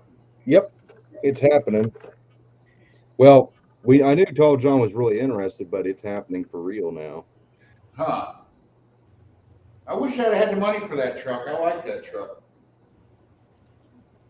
Yeah, it's pretty cool. Factory 440 AC, all the options. You really can't get much better as far as trucks go. I mean, option-wise. Yeah. Well, that's like, we all kind of down on the show cars and the perfect builds and stuff, but that's what's going to suck whenever I do the wife's truck. It's going to be done I'm going to blow it completely apart, and I'm going to make her a really nice truck, you know. And it will never get done because when you make It'll something get done. everything's got to be perfect. Well, just If you can gotta get do that duster done, I'm sure you can finish. You know, Brian, you might get a second clock for that. Well, that one's going to be after this car, after No Name Nationals. That's when we're going to concentrate on her truck. And I'm bringing it to No Name Nationals next year Yeah, for the show. we'll probably tow whatever I bring to the No Name Nationals with that truck. Bear Rose is at 415. Nice. He's a little farther along than I thought. Yeah, need an 85. 405. I even got my little bumper for the. There's somebody. I don't know if you guys have noticed it. You guys from smaller channels have noticed it. But there's one guy out there. I guarantee he's subbing and then unsubbing and subbing and unsubbing constantly. Because I'll see that stuff go up one or down or yeah, probably is Jed. It's that guy. I wouldn't do that to you. I I'm not don't that much of a feel dick. safe until I hit at least like 5 over a number. Then I'm like, okay, I'm good. But man, now all I need less than 100 subs. That just kind of hit me. That's awesome.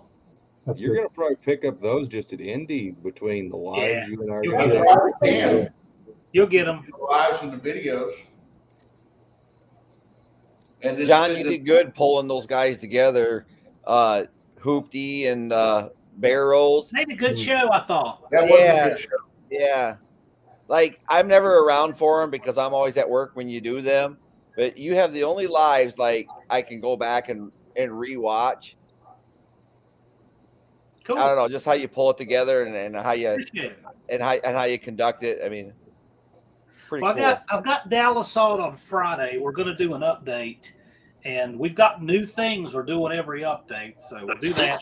And I then always I'll be get to live. watch them when I get home. I'll be live from Georgia on the 11th, and I don't know who I'll have on then. I'm not sure, but I'm working on getting some other folks on the mix. I'm going to try to mix in bigger channels and smaller channels because I don't want it to get too heavy one way or the other. But I'm trying to pair up the No Name 500 guys that make more sense. So we'll just play that by ear and see what we need to do. I got a few things I got to get done tonight before I catch some shut eye, so I'm probably going to jump off. All right, thanks for coming out. All right. Good to see you, man. Congratulations on your sub count there, Brian. Thanks. I can't wait to see you. I can't wait to see you in September. Well, that'll be the plan, won't it? It'll be fun. Definitely. Now, how have you guys? Have any of you guys watched Puddin's Fab Shop? Yep. I keep getting told to check it out. Yeah, watch it. That guy is crazy. He works on some weird stuff, but Yep. I was going to start dropping comments about No Name Nationals in his chat just to see if he would It's a good watch. come up. But he's crazy. There's some interesting stuff on that channel. Well, I'll tell you what, if there's a channel you want to see, if the viewers ask them, what they're bringing, that's how you get them to show up. There's a couple of big ones I'm hoping are showing up, but I'm not holding my breath, but I bet there's a couple of them that are going to show up. Now, wait a minute. This is something I want to ask you. Last Sunday was on Tony's Live with Steve Mignante. He said he's going to be announcing at the No Name Nationals. I can neither confirm nor deny. But he said it. He said it. Well, ask him. I don't know him. You know, John, by saying that, you did confirm it. We'll see. When people say I can either affirm or deny it, that basically just means yeah, it's happening. Yeah. That's one guy I really always wanted to meet because you know that show he used to do, a Junkyard Gold show. My son hates cars. Doesn't really hate them, but he just has no interest whatsoever. There's just no interest there, and I'm good with that. But that show, when it came on, he would stop what he was doing. He would stop playing video games to watch that show because the way the way Steve Mignante just presents stuff and the knowledge that he has and everything. I was like, well, that's cool. So I gotta tell him about that. Boy, don't everybody talk at once. Waiting on you, Brian. Yeah. I can't keep my own live going. That's not how these things work. Well, I don't know what I'm allowed to say and what I'm not allowed to say as far as the things you and I were talking about as far as collaborations. Well, you say whatever you want. Well, it's after midnight. You say whatever you like. The hot tub live that we're gonna do. Yeah, we're gonna do a hot tub live from Indy. Me, Rob, and Brian. We've got all matching. The name of the live is gonna be called Man Soup. Yep, we've all got matching metallic American flag man thongs. We'll share And we there, have a chopping plan. vegetables into it. We've got a couple more auditions and rehearsals, but we're gonna all dance and sing to YMCA. Sounds like, yeah, nah. Okay, so if you two boys are going to be in the hot tub, you need to get Sherry beside it, chopping vegetables into it, right? You said man soup. Man soup. But no, we are planning on doing a live from the booth at Indy, right, Jed? 318 will Yeah. run nailed just in time. Yes, I don't think we gotta handle that. We had to wait for him to leave to start. I think Tim would have had a brain hemorrhage if he'd stayed in here for 5 more minutes. I was being respectful to 318 will run. I've never been on one of my lives, so I was like, okay, we'll wait till he leaves and then it'll get weird. Well, But no, I mean, you plan on doing one from the booth, right, at Indy? yeah. Well, you were gonna do one from the booth. Yeah, I'm well, gonna yeah. be too busy fighting off people. I Oh, can't you're tell you. the handler again this year? No, I will this year. Because at least I'll keep people from coming over and talking to him. I have one guy, unfortunately. I hate to say this. I have one guy I know who's coming, and I am not looking forward to it. He's not in here. Randall. It's just gonna be weird. That's all I I say can it's not say. Jesse, is it?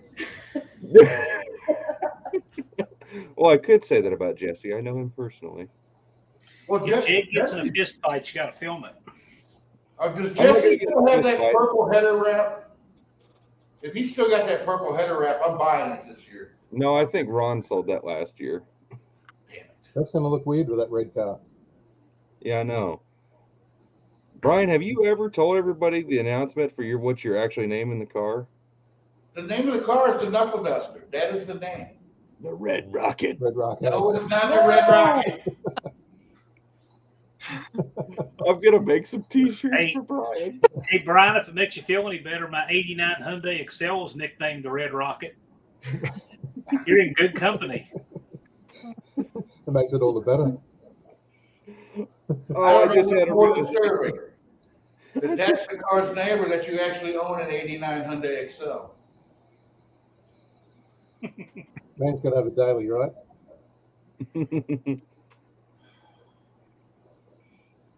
No, it's all good. Scott's still here, so he's already impervious to the weird. That's good news. I didn't make it that weird. No, that was all right. Let's see. I know I'm the one that said man soup. Yeah. And it was your idea originally to get in a hot tub full of dudes. Well, yeah. And sing a Village What People dudes song. do. Well, the Village People thing is my thing. Oh, I like that song. That's a horrible idea. I don't I mind think it. it's fantastic. John It's Wilbur, you fantastic need to when come it's to other Indy. people away from me. You need to come to Indy. And stay in the same apartments. Yeah. Mopar Nut, what, you don't like Indy? I love Indy. I'm buying the donuts for Friday morning, Jed. Yeah, anybody that comes by, there's going to be donuts Friday morning. And I know There that won't be. What are you talking I gotta about? get Dad's that gonna eat them all. because Dad's gonna be there. Dad's Is gonna Indy- There will be gummy bears. There Is will any be this five upcoming pounds of weekend? gummy bears. Yeah, yeah. Indy is March 4th and 5th. That's what I next was week. thinking. Gummy bears by the pound. Yes. I gotta buy me one of those 5-pound Hey, bags. hey, if you're gonna do gummy bears, get the Haribo sugar free. Hell no. Sugar-free, anything. I saw what the sugar-free gummy bears did to LA Beast, and I was like, Yeah. oh, hell no. Yeah, if you got a friend that grazes on gummy bears, you know what to get them. You're gonna have to buy a sombrero then, Brian. Ooh. I don't understand why somebody would try to eat sugar-free gummy bears. What's the point in all that? I don't know why they make colonoscopy prep material when they have those. Yeah, I know. I mean, those bears are a nuclear laxative. You're blasting stuff you haven't even eaten yet. I buy the American sugared gummy bears. Better choice. And no, I do not eat all 5 pounds of them in one sitting. You know what? I tell you what. Why don't you get the Haribo sugar free and just eat 2 pounds in one sitting? You can do that, right? No, really, John. Okay. Right before you leave to go home from Indy. We're walking last year through all these Mopar parks, just everywhere around us. And this lady selling all kinds of stuff. She had a 5-pound bag of gummy bears for $5. I could not pass that up. That was the Really? best spot, the entire swap meet. Hey, Brian, I'll mail you a bag for free. We'll see if you can pass it. Oh, I'm not even You know what? I'll tell you what. You're You gonna come to laugh Carlisle. at the gummy bears. You come to Carlisle. I'll bring the gummy bears. There's a highway that leaves Carlisle, and there's not a place to exit or turn around for 55 miles. Okay, it's a I total. would like to go to Carlisle one year. I really would like to go to Carlisle one year. Tell you what. You get on that 55-mile highway, right, where there's not a single exit or stop or anything. You eat the gummy bears when you leave the show. And if your seats make it back in one piece when you get to that exit, I'll pay for your pit spot. No, what would be worse is I'd be Take flying. that. I'd be flying out, so I'd have to eat the gummy bears on the flight. Oh, that's what no. you film it. I'll take the same deal as long as you film it. No, Road Oh, trip God. tub of licorice. I need subscribers and views, but I don't need them that bad. Oh, you get your 500 easily, I can Yeah, tell yeah, you. you get your 500. Oh yeah. But I'll tell you, man, those other 100, they're not going to be there for car content. They'll be making requests. Mopar Nut 62, what are you talking about?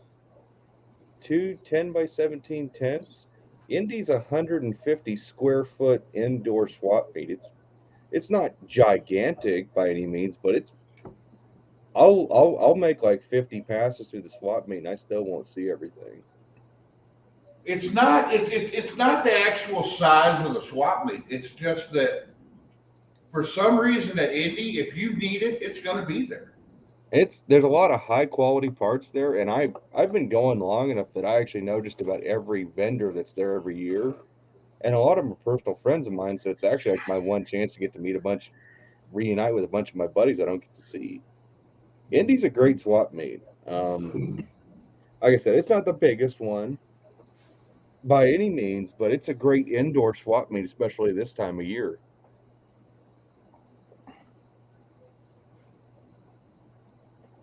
That swap meet at Carlisle's pretty big, isn't it? From what I've seen. We are meeting with prospective sponsors. Things are in the works. That's scary. Well, there's an understanding that no sponsor gets any creative direction because we're not selling out to anybody. This is a grassroots event. It's being put on for the grassroots by 2 of their own, and nobody's going to come in here and pay to ruin it. Thank God. So that's an understanding that must go into every sponsor meeting. We sat down with some sponsors here a couple of weeks ago, and the first thing I told them was that you cannot buy creative direction decision making. The leadership will stay the same, and you can't buy title rights to it.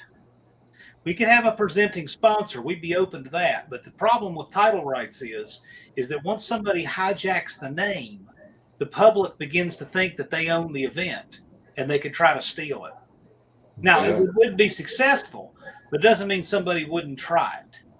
So there's no title rights being for sale here. Yeah. You will not see the no-name nationals become the X company nationals. That won't happen. The O'Reilly's no name national. Right, because then it just turns into everything else. Right. I can't stand that whole selling out crap. I hate to say it, but I'm gonna say it straight up. I'm man of my opinions. I saw that. I keep seeing that stupid freaking commercial for Derek at Vice Grip Garage for O'Reilly's. It's just like cool, but damn. Yeah, it's cool that a YouTuber got that chance, but still, it's like, man, I'm not jealous. I wouldn't want that, but no. just damn. Well, okay, a couple things. There's a whole lot of people who don't want to register until August or September, and we can't pay the bills with money that's not here. That's one thing. Yeah, that's true. That's one thing. But another thing is we're going to have enough money internally to have we could have an event with what we have right now that would be fantastic, and I'd be proud to sell spectator tickets to, no problem. But we still have lots of time and room to grow. Yeah, So- you need to put money back, for Yeah. next year, and if you can keep growing it and all that stuff, you got to make money. Well, look, I mean, I would be completely happy if we can get this to pay for itself. And people just don't know the expenses are crazy. Okay. Yeah. They're crazy. But if there's anything left over, there's a no-name Nationals bank account. It will stay in there until next year's. But then you have some more upfront money that'll help you do more things and just make the event better. But I'm not counting on that, but that's what would happen with it. This event is going to be bigger than, well, I know it's going to be bigger than what we thought it would be when you first told us about it. Well, I knew it could scale up fast, but we're not selling out. It's not. We're not going to do any sellout stuff. In fact, the people that we vet to come to it, this is for YouTubers by YouTubers. So people want to be involved with it, even if they have any celebrity. We're really looking to YouTubers. So if they got their celebrity elsewhere, but they have a YouTube channel, that's fine.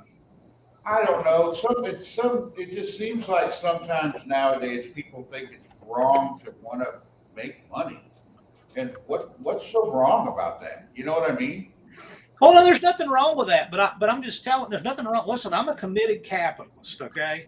Yeah. We all have to But I do understand what you're saying about not wanting a corporation to totally take no. over you. Let me tell you, money is not worth selling out the creative direction of this event, because then it becomes an event like everything else. That's the problem. That is the problem. So that will not happen.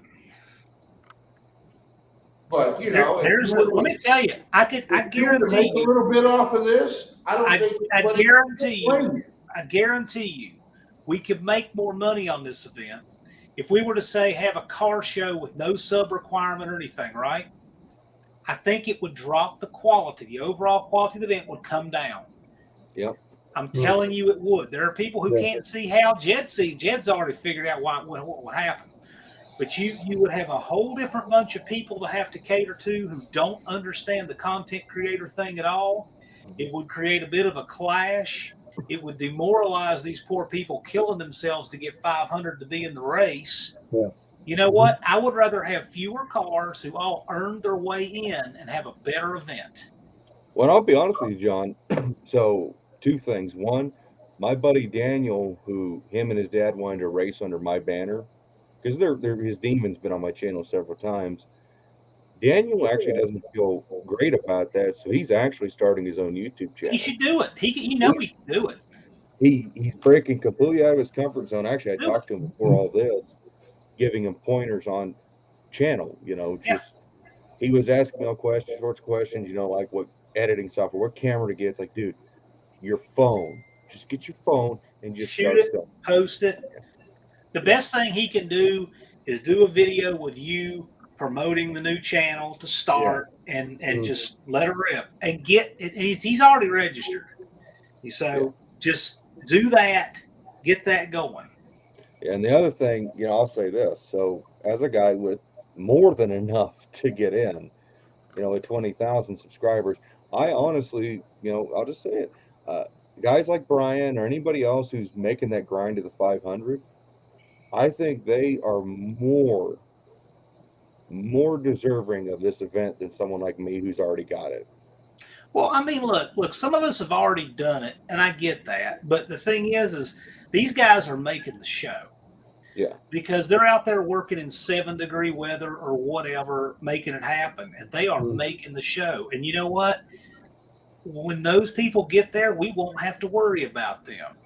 True. They're going to bring their own viewers. They're going to bring, obviously, you know, discipline, and they're going to bring a show to it because they've shown that they have what it takes to put on a good show for the spectators because they've been doing it for at least this year. Yeah. It's just going to make a higher quality event. That's the thing too is what hasn't really been touched on. If you were just to open this event up to just anybody and say there's going to be a few YouTubers here, whatever, then that would be doing a disservice to people who are buying a ticket and wanting to come in and see their favorite YouTuber or even see other YouTubers. You know, if you opened up to a bunch of people who didn't have a channel or somebody who just had like one sub and just started the channel and made a video because they want to go to the event, you do have this people who want to come see the people. Here's how it changes the whole event. And we haven't really talked about this at all because it hasn't come up on live that Dallas and I've done. But this is how it changes the event.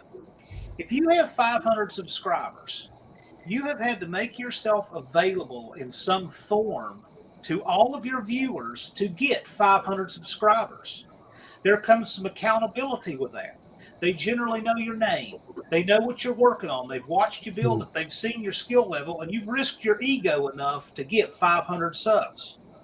Now, don't you think that that's going to be a lot better participant than the guy who we don't know if he's a total jerk, a horrible person, who's mean and rude, starts fights? No, we don't know. We got one of them already. He's got like 800 subs. But the thing is there's a certain amount of accountability. Okay. Hey, tell you what. Do people behave better when they're, say, in line for lunch at Wendy's or out here on the highway? Yeah. Well, the answer is they behave better when they're in line at a restaurant because you can see their face. It's face to face. They behave better, right? Well, on the highway, they're anonymous. They cut people off and all that. When somebody has to get 500 subs, it's a vetting process.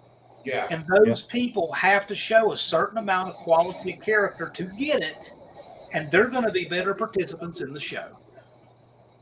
So 500 is a number anybody can get if they just want to do a little bit of work. And if 500 is too much work for them, then they're not going to put on a show anyway. They're not worth it. Yeah, they're not willing to put in the work. They're not going to put on a show. Yeah. I mean, thank you, Hope Arnott. I'm not saying it just to be humble and that kind of stuff or to be cool. I'm just being completely honest. The guys who are doing the grind, I think, are earning their right to go to that race. Like, if I get to make one pass, cool. But, you know, if everybody say gets to make like one pass, and that's all they get because it's so big. But, you know, say if there's an opportunity, let like someone like Brian make 2 passes instead of me, I would give him that deal because he's had to work much harder because he's not just building a car, he's also building a channel. Yeah. Whereas I'm just putting a car together. So. Well, the thing is, Jed, though, is I'm also not penalizing people because, you know, there was a time when you and I had to grind to get to 500.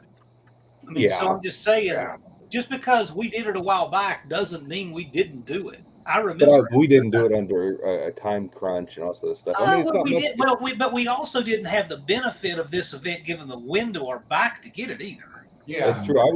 I was talking to Brian about my channel growth the other night on Discord, and you know, it took me 11 months to hit 500 or 1,000. I can't remember which one it was. We snapped our fingers and got Brian 15 subs in 2 minutes tonight.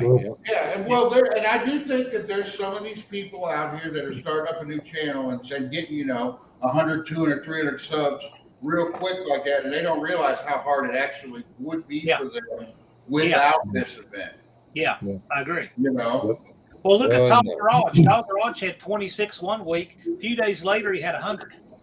yeah, I mean, and what happens is all these no-name 500 guys are rallying behind the others, and it's really working well.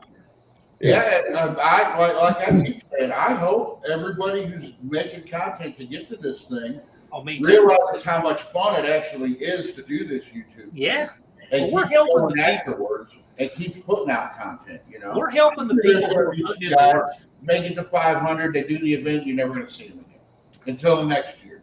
You know, Well, but but I see- want to keep the guys. But here's the thing: most people who are getting to 500 aren't just going to quit and fall off again. See, because to get to, if you're putting in that kind of work, the odds are you won't stop. Yeah. If it was just to get to 100, you know what they do? They and their buddies would create, like 4 of them would create 25 troll accounts, and they're in. You know, so that's just 500 is a real number. It's very attainable. It may not be 500 next year.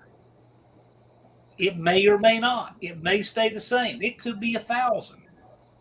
But guess what? That doesn't alienate anybody, because the people who get 500 this year can very easily, it'll be much easier to go from 500 to 1,000 if we do that. And everybody next year has the benefit of seeing this event, and they have even more time to do it and strategize. So what'll happen is it'll raise the bar, but it won't alienate people. It's just going to be a distilling process. Well, and there's still, as far as subs go, there's still a lot of time to get your 500 subs. There Yeah, is it is. plenty of time. My goal was actually to hit 1,000 before the event. I would love to see 1,000 before the event, and that's what I'm going to be working towards.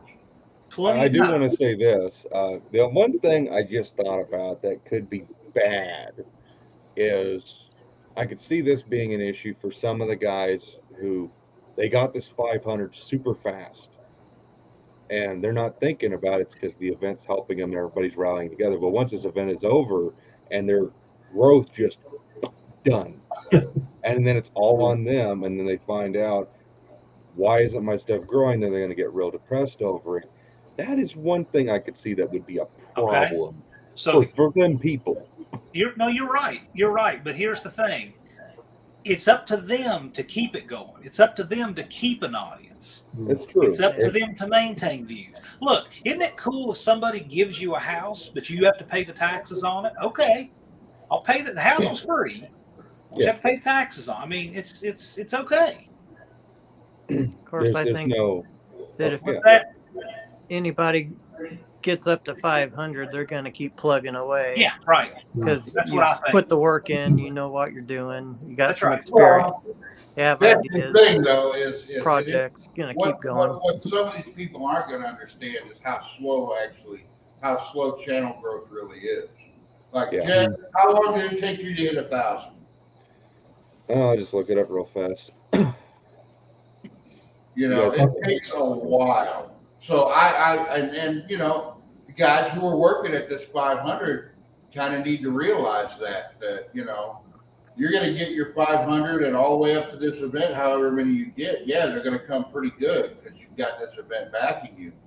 But after that, don't get disappointed if it slows down. It will. Well, but wait a minute. The guys who are just killing it and making the content won't really slow down for them, because I think it will. it might, but not as much. It will slow down more for the people who limp into the 500 than the people who are just driving to pass it. Yeah, it depends what happens after the event, though, John. Like, What's you know, that? it depends what happens after the event, because if you got your Okay, 500 to well, the event, and all right, you've still so- got to produce good quality video afterwards. Exactly. Okay, to have so that let's say 500 value. somebody builds a car, they build whatever, they go to the event. If the event becomes one stop on the way in a much bigger program, and Yeah. you're still continuing to build and you're still Oh, for continuing to race, that person's going to be fine. They're going to Yeah, just drive right that's a good thing to come out of this. They are. Yeah, Yeah. they are going to be fine. It's like the snowball effect. If you keep So- putting the work in, it'll just get bigger. Of course. So my question is, are we doing it from the time I actually started my channel or when I started making automotive content? Yeah, it's When two you start different making numbers. automotive content, I would say. When you actually were like, hey, I want to kind of do this, I want to grow a channel. What did you I do never- before automotive content? I never gave two shits about growing a channel, so Yeah, but you did. You What was grew that? an empire, Jed. Hey Jed, what was the part before the automotive content? You had videos of high you school making me. things out of- Oh yeah. It basically took June 9th, 2017 was when I hit like 200 subscribers. Let's see, 100 subscribers was in January of 17, and then April 5th, 2018 was when I hit 1,000. Okay. So, yeah, I mean, a little over a year. And then I did that probably in, I'd say 6 or 8 months. I got from 100 to 1,000. Yeah. But I also spent probably over a decade getting to 100 because I just wasn't producing content. I just used it for my channel to comment with. Yeah. And about another year to get another 1,000 is about normal for me. I didn't really start growing as a channel until I really did the yard dart stuff, because there wasn't a whole lot on building the satellite, a whole lot. I mean, there wasn't the build stuff that much. Jezebel was built primarily on Facebook through photo albums. So there's really no original Jezebel build videos. But Aaron, to answer your question, the pre-automotive stuff was literally me and a bunch of high school idiots doing what we thought was funny comedy skits, and a lot of those got banned by YouTube because they weren't funny. No.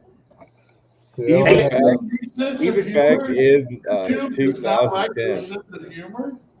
I had Village People lip sync in mind. Ooh, I need to. Hey, SRP, it's okay if people get subs from their buddies, but it's on them to keep it going. Okay, it's not Yeah, like we all get subs from our buddies. it's not just either or. Look, you can get a jump start as long as your alternator's working. At the end of the day, you're going to wind up with a charged battery just the same. These people can help contribute to the count, but on them it's the content at the end of the day. Yeah, I have no problem helping my buddies grow their channels, and my whole rule is I'll help you get to 500 or 1,000 depending on how much I really like you. But after that point, if we do a collab, it's just for pure collab use. But beyond that, I'm not shouting you out and helping you actively grow, because at that point it's on you. It's your channel. If we happen to do something together, we're in the same place, that's one thing. Like, if Brian was at 1,000, I'm still going to help him do a collab video on setting up tunnel ram linkage and fuel lines, regardless. Yeah. But as far as, just being like, hey, go subscribe to my buddy Brian's channel. He's got 10,000 subscribers. It's like, no, it's at that point, he's got his own gig and he'll get stuff. Yes, SRP, and your channel is not worth any less because of it. Yeah, I mean, you still have a truck to build. So it's not like the 500 is what it's all about. The 500 just gives you a key to the door. You still have to get your build and get on the track and do all that too. Yeah. Yeah. And the thing is, it's like I keep saying about this event. If you've got a good channel and you've got something there that the people walking around are gonna look at and remember, and you put your name up there, which I think is a big deal. It's gonna be kind of a big deal. If you want to grow a channel and you go to this event, maybe have a little sign made or something that has your channel name on it, where if somebody's walking through the pits, like, wow, I like that car. Oh, there's the channel. I'll sub to it on my phone right now and watch you build it. It's a good, big opportunity to grow a channel. And by the way, Colleen Tebow had asked a while back what my email was. It's on the flyer. What cam? Don't you love these questions? What cam should I get for the low budget 440? What are you putting it in? Whiplash. Use Whiplash cam. What are you putting it in? What do you want to do with it? Tell us the rest of the 440. If you're trying to get the most out of a low compression engine, I've done the research. The one out there to get is use Whiplash cam. I only buy cam. pow. These are all Mopar people. Sorry, guys. Some of their stuff may be a little bit more expensive, but they only deal in Mopar, and they only deal in Mopar. I don't want to And say it's all American. It's all American made too. Their Johnson lifters are made right in Michigan. I have a set of the Johnson solid roller lifters for my 340. I've never had an issue with a Hughes cam.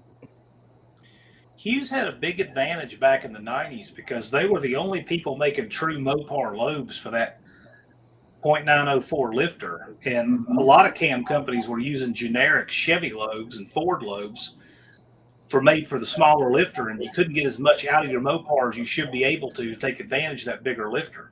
Now they're grinding them specific, but they didn't used to. Hughes had a big advantage a lot of people weren't aware of 20 years ago. I thought Comp was still doing that old deal.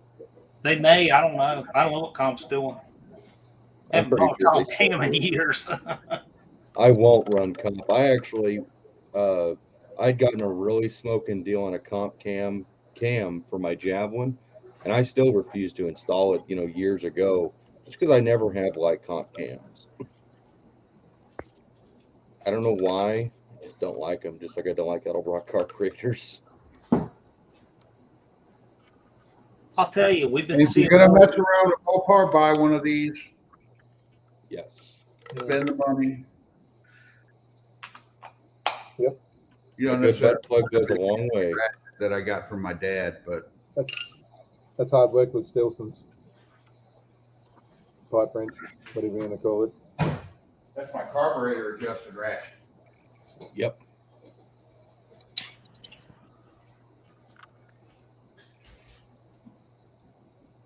Oh, what time is it gonna be? Scott, is that a Christmas tree in the background? Hey, Brian, it's lots of time o'clock. Yeah, Yeah. it's always lots of time. More for decoration. Our tree is. We just have two accent trees like that. That's okay. Some people really like Christmas. I thought you might be one of those guys. I'm not Really- taking the really starting. lights down from outside until it warms up. Oh, we leave our Christmas lights up year round because they're good lights for in front of the garage when you're working late at night. There you go. You seem like somebody who would be full of the Christmas spirit year round. The nicest guy on YouTube. I appreciate that. It's funny you said that because I just caught that episode or the live that you had said that in today. Yeah. I was out working in my garage and I was like, now's a chance to get caught up on some content. And I saw that and I just laughed. Hey, White Trash Motorsports fam, you've got some really cool content. If you want some help video, then just reach out to me. You shoot me an email that was on I believe you're registered. If you're not, my email's on the flyer for the event. Just reach out. I'm always happy to help you. When I'm live with Dallas, I'm going to be giving some tips on how to live stream since everybody seems to be doing it. We've given some general advice on how to video and how to live stream, and I hope it helps these channels. Yeah, I was live streaming before it was cool. Yeah. I was hoping I want to do a live just for my viewers because I haven't done a live since I hit the 20,000. And I kind of feel like I owe it to my viewers, but I can't do a live because everybody else is always doing a live. Well, they got to forgive you for the tennis shoes live. I don't think. And I apologize for coming on and then leaving and coming on and leaving. Oh, good. Trying to Oh, you're figure fine, this man. out. I was trying to how to turn my chat off so I can see the comments, and I keep shutting it off. I see. I've never done it on a phone. I've never gone live on a phone, so I don't know if there's a problem or not with that. I always just use the laptop or my computer at home. Yeah, I need to see if I can hop on the computer and do it sometime. It's probably a little bit easier when you don't have to hold it. Brian, I'm going to warn you. I'm going to start getting weird because my window's closed. Thick. I'm mixing resin. I can make a wing. What are you going to cast tonight, Jed? I am actually fixing a shifter ball that I was in Discord when I was doing this one last time, and the mold exploded and I got resin everywhere. Ooh. I missed it. Man, I love that smell too. No, you were there, Brian. Oh, I was there. Okay. NSB, that's cool, man. I appreciate all of y'all. If I can help any of you guys, whether you're No Name 500 or not, I'm happy to help. Can you come and do some video for me, John? Well, if I can make it over there, you going to smuggle me in a suitcase? I think it's legal now. As of last week, it's all legal for you guys to come. So what is your travel situation looking like? Because you're going to make the trek across the pond. How's that? How's that looking? At this stage, probably okay. So yeah, we'll just wait till it gets closer. Hopefully, it doesn't turn to shit. But Okay. yeah, at this stage, it looks like it's all right. Sort of. Now, where would you fly out of and into, and the logistics that are interesting? I've never gone international flight before. Yeah, I'm not too sure yet. I think I'm probably going to fly to LAX and then go across. I haven't really talked to Blake or anything about it yet because I was just going to hang with those guys. And I was thinking of flying as far north as I could and get across to them. But I think what I'll do is go to LAX and then go across to St. Louis and sort of meet up sort of folk there. I might just meet them there. So Well, if you're coming through Kansas, I'm just south of Kansas City. You're more than welcome. I don't even know where anything's over there. So it's a matter of sort of pinpointing LAX and then work out what I'm going to do. I think I'm just going to get a car and drive. So. Well, if you're going anywhere near St. Louis, you'll be potential going right past Kansas City. Oh yeah, yep, yeah, I'll call him for sure. Yep. Oh yeah. If you go to St. Louis, that's where I'm at. Yep. All right. Aaron, have you ever seen the movie Speed? Yeah. It's okay. So when you go to LAX, I got stuck in LAX on a 6-hour layover one time, and I was just sitting there looking out at the tarmac, and I said, "That's why they filmed that movie. That's pretty cool. What am I going to do for the other 5 hours and 59 minutes?" That airport is boring. Man, it's like the most boring airport ever. It's massive too, isn't it? Like huge. Oh. So. Don't fly into Atlanta. That is not the most boring airport. I like airport. I like you airport. Run and move, and if you know. Yes, you do. Whew, Atlanta, you got to be cardio to do Atlanta. Seems to be if you want to fly into anywhere that's not a major airport, it's going to be a bit of dick around. So I thought, yeah, we'll just get in LAX and work it out from there. I'll tell you, a good airport is Reno. Reno has an airport that looks like a ski lodge inside. It's really, really nicely decorated, very nice. Denver was all right. I like McCarran pretty good too. Thing with McCarran is they're used to people bringing 4 and 5 guns in a suitcase, so they don't panic about it. I can't think where it was that I went that I can't remember which airport. They were weird though, man. You take a suitcase full of rifles and stuff, and they call you back to the room so you can watch them check it. And I'm thinking, you're calling back to the room so you can arrest me if it's not right? But anyway, it was weird how they did. I can't remember which airport that was now. But. Have they got an area at the airport where they can hand them out? So like when I fly in, I can just get one, get myself a pistol or something, and we'll just get moving, get in the rent-a-car and drive. Depends what state. If you fly into St. Louis, they should. Yes. They should hand you a pistol. Or Memphis. St. Louis. You know what? There will be some people who probably fly into Memphis for this and not know that Memphis is like the most dangerous place on the face of the earth. I don't know. St. Louis is pretty bad. Yeah, it is. It is. They're both bad. Memphis is the only place I've ever been where the businesses have signs on the front that say, "Pull your pants up," and you're not allowed inside if you smell like marijuana. And I saw those signs all over businesses downtown. Hell, over here in Illinois, they legalized marijuana. These idiots think you can smoke while driving, and that's fine. I'm sure. I don't know how many times I pull up to a stoplight and I smell weed in the car next to me. It's like, dude, just because it's legal doesn't mean it's legal to do while you're driving. What you do in your own home is fine, but now you're threatening to kill me. Yeah. I gotta don't know. Yeah, that's people. it. Yeah, people. So how far would Sykeston be from LAX? I haven't done all the math yet. About 4 or 5 hour drive or something. Or I need to find the collection of pictures of signs I took there, because people just wouldn't believe. Like, there was one business that had a sign, and it had all these several things. Like, one of them, and it said, "Are your pants pulled up above your butt?" That was one of the things.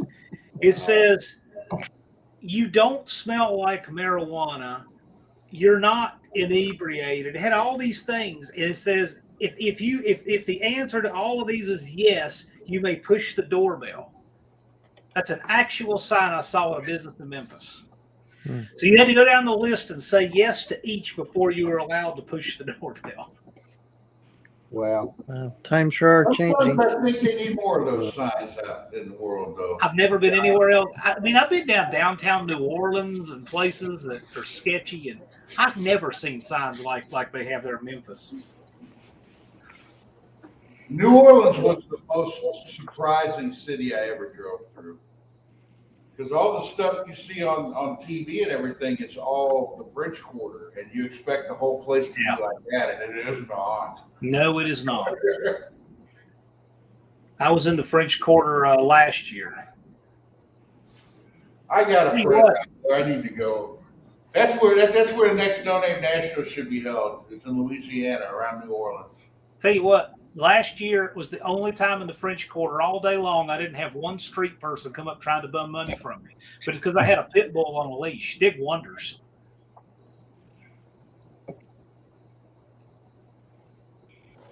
That might be the answer. I might have to borrow one.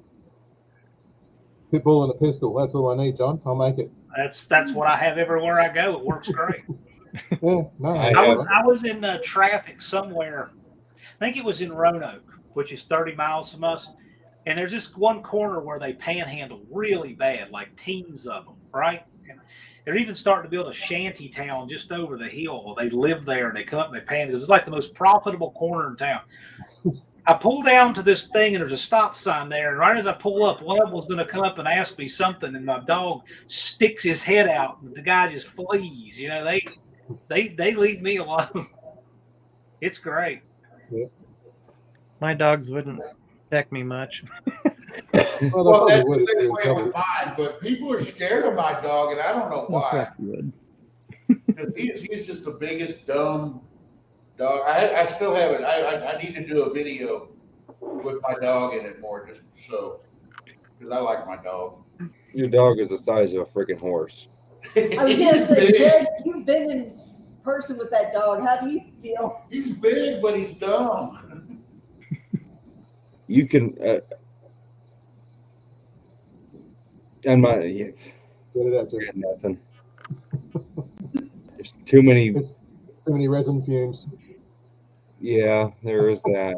It's cold outside, so I don't want to roll the window up, but I'm also trying to hold back all the dirty jokes I want to say. Well, we're already proven that Scott's. I'm thinking about bringing him to the No Name National, so at least for one day. You should. I should bring my cats. Me too. Yes, bring Captain. I'll bring little Pepper because Cappy will probably get scared of all the noise, but Pepper, she'd be wanting to race. True. Where is that little shit? I heard it earlier.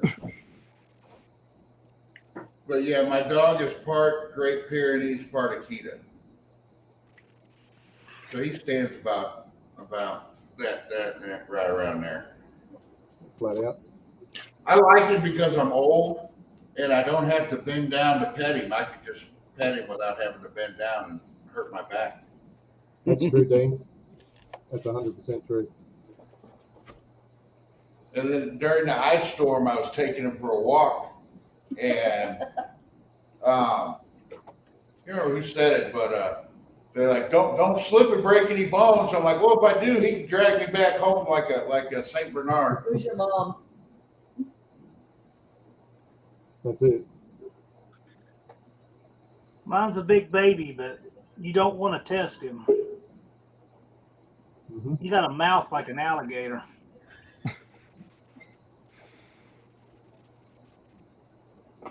Well, it's kind of funny that people used to every once in a while, if I left something out, hey, you worry about getting stuff stolen.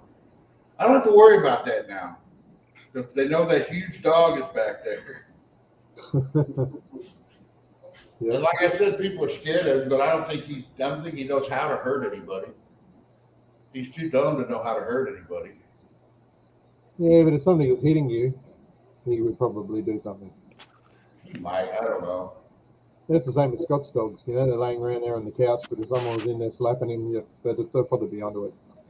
So, But it's all right.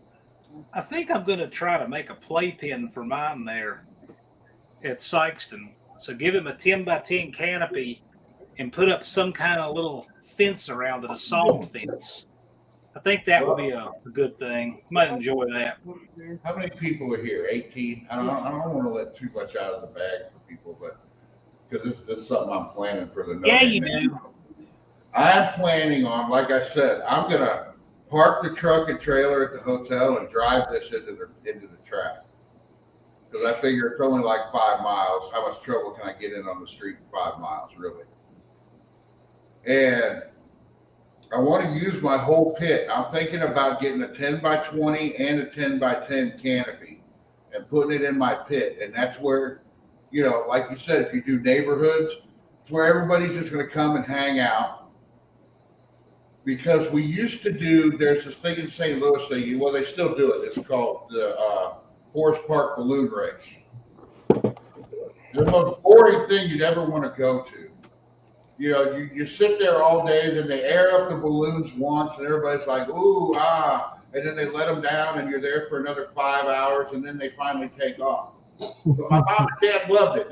They set up a canopy, and they went to that thing for 20 years, and they would bring barbecue pits and invite people, and it was just like a little party for them that day. Well, they moved it to a different location, and they're not letting people do that now because they want all the food trucks to make money, so they don't let you bring food in. And my mom and dad hadn't been able to do it, and I'm like, well, hell, let's do it at this race. So we're gonna bring a ton of food, and we're gonna barbecue, and we're gonna have a big canopy. And John, if you want to come by and get a hot dog or a hamburger or something, you swing through your golf cart and grab one. Well, we're going to be cruising the pits all day, but we will certainly come talk to you, and we'll stream, and it'll be a lot of fun. Oh, I just can't wait. This race is going to be it's not even a race. That's how much it'd be for the 2 canopies. Oh, that ain't much. That's cool. Is that the 2 Jags one? Yep. Yeah, we'll be sporting our Jags canopies. Yes. You got the generator or something, right? Because power is going to be scarce. Yeah. Oh, I plan on getting a generator. See, and that's one thing too. Okay, that I'd like. And it's something that people don't think about. Okay, yeah, you could go buy a $100 Harbor Freight generator to run the battery charger to keep your car charged up. But those little things are so damn loud that you can't carry on a conversation. Yeah. And it's just especially at an event like this where people are going to be filming and stuff, if you're going to bring a generator, shell out the extra couple bucks and buy that quiet inverter generator. So, at least you're not just annoying the piss out of everybody around you. We've got Big Richard and Ruben in the chat, and we've got a second Heavens Mopars that's kind of like the burner account for Heavens Mopars. Yeah, that's where he's getting his subs. We know where he's getting his subs. You could kick the burner account out and bring in Big Richard and/or Ruben. Thank you for doing that. I didn't know how to shut it off. I didn't want to mess things up again. Yeah, just leave it down. I'm there. sorry. Okay. No, man. Got to learn it. It's back. Somebody needs to mute their YouTube The browser. roommates tonight? Oh my God. Yeah. Oh, do we want to see what's going on? This is the hour of the weird. Your hour of the weird begins as soon as you start the live, Brian. Don't even. No, I thought we were Otherwise. very respectful when 318 Will Run was in here. Yeah. I didn't want to scare him off. At least a pair of them might be yelling where the fuck you're at each other. Heavens Mopars is in the same boat, but he called me out, so he's just got to deal. He's got to deal with the weirdness. What's going on, man? So y'all in a quieter Hey there. place now? Has Richard walked out in a towel yet? Oh, you guys are in bed together. Yeah, we're roommates right now. Has he walked out in a towel yet? No, we got separate beds. Fuck that shit. Yeah. Did you buy Okay. the car? My bed, Richard's bed. All you're gonna fucking see is a bunch of flab on my ass. You ain't gonna see nothing good. Did you buy the car? I need to know. What's that? Did he buy the Did you buy the car? Tomorrow morning. Oh, okay. It's $5,000 worth of more goddamn parts. The lady, this lady talked Richard into buying $5,000 worth of fucking more parts. So at first we were supposed to go buy a Duster for $10,000. Then the lady sold Richard the enclosed trailer that the car is inside of, and now he's buying that and the car for $20,000. Then on the way over here, the lady sold him $5,000 worth of parts. Now he's buying $5,000 worth. It's turned into a complete. I mean, I'm like, fuck, dude. Jed. Hang on. Is she wearing a bikini? I'm about to sell this motherfucker my Challenger for $45,000. I'm not buying no more shit. Done. He's not buying any more stuff until you put out, Ruben. Yeah, I don't. You know what? I paid for the hotel. He bought me dinner, dude. You're a fucking cheap date. Oh, well, he bought you dinner. You owe it now. Yeah. Ooh, we got 20 people in here. I didn't finish the trip. Anybody who's John's like, oh no. one of my lives, yeah, it gets weird around this time. You're not of even night. getting a It's blowjob. 1 a.m. Richard said I'm not getting a BJ tonight. No, he bought you dinner. Don't Yeah, turn the light he's on. We getting- don't want to see it. Yeah, dude. So Well, what Look at part of Blackback Mountain are y'all staying on tonight, Ruben? What town is that? John's face. Where you guys at? we're in Prescott. Where are you at? Where you We're at? in. I'm 16 hours from home. I'm in hell. Richard said NSP he's Customs, not sure where it's going. Yes, you are. Hey, Yeah, tell Richard's Richard 16 hours Thursday I'm from buying home. another 5 pounds of gummy bears. Just remember, No, Luke is we're your done. friend. Colleen Yeah. Tebow, no hour of the day makes this good.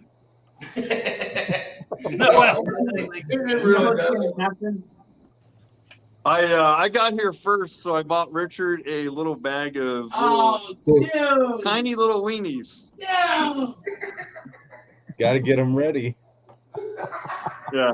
Look at, You know what, I'm Ruben? yes, They call that primer.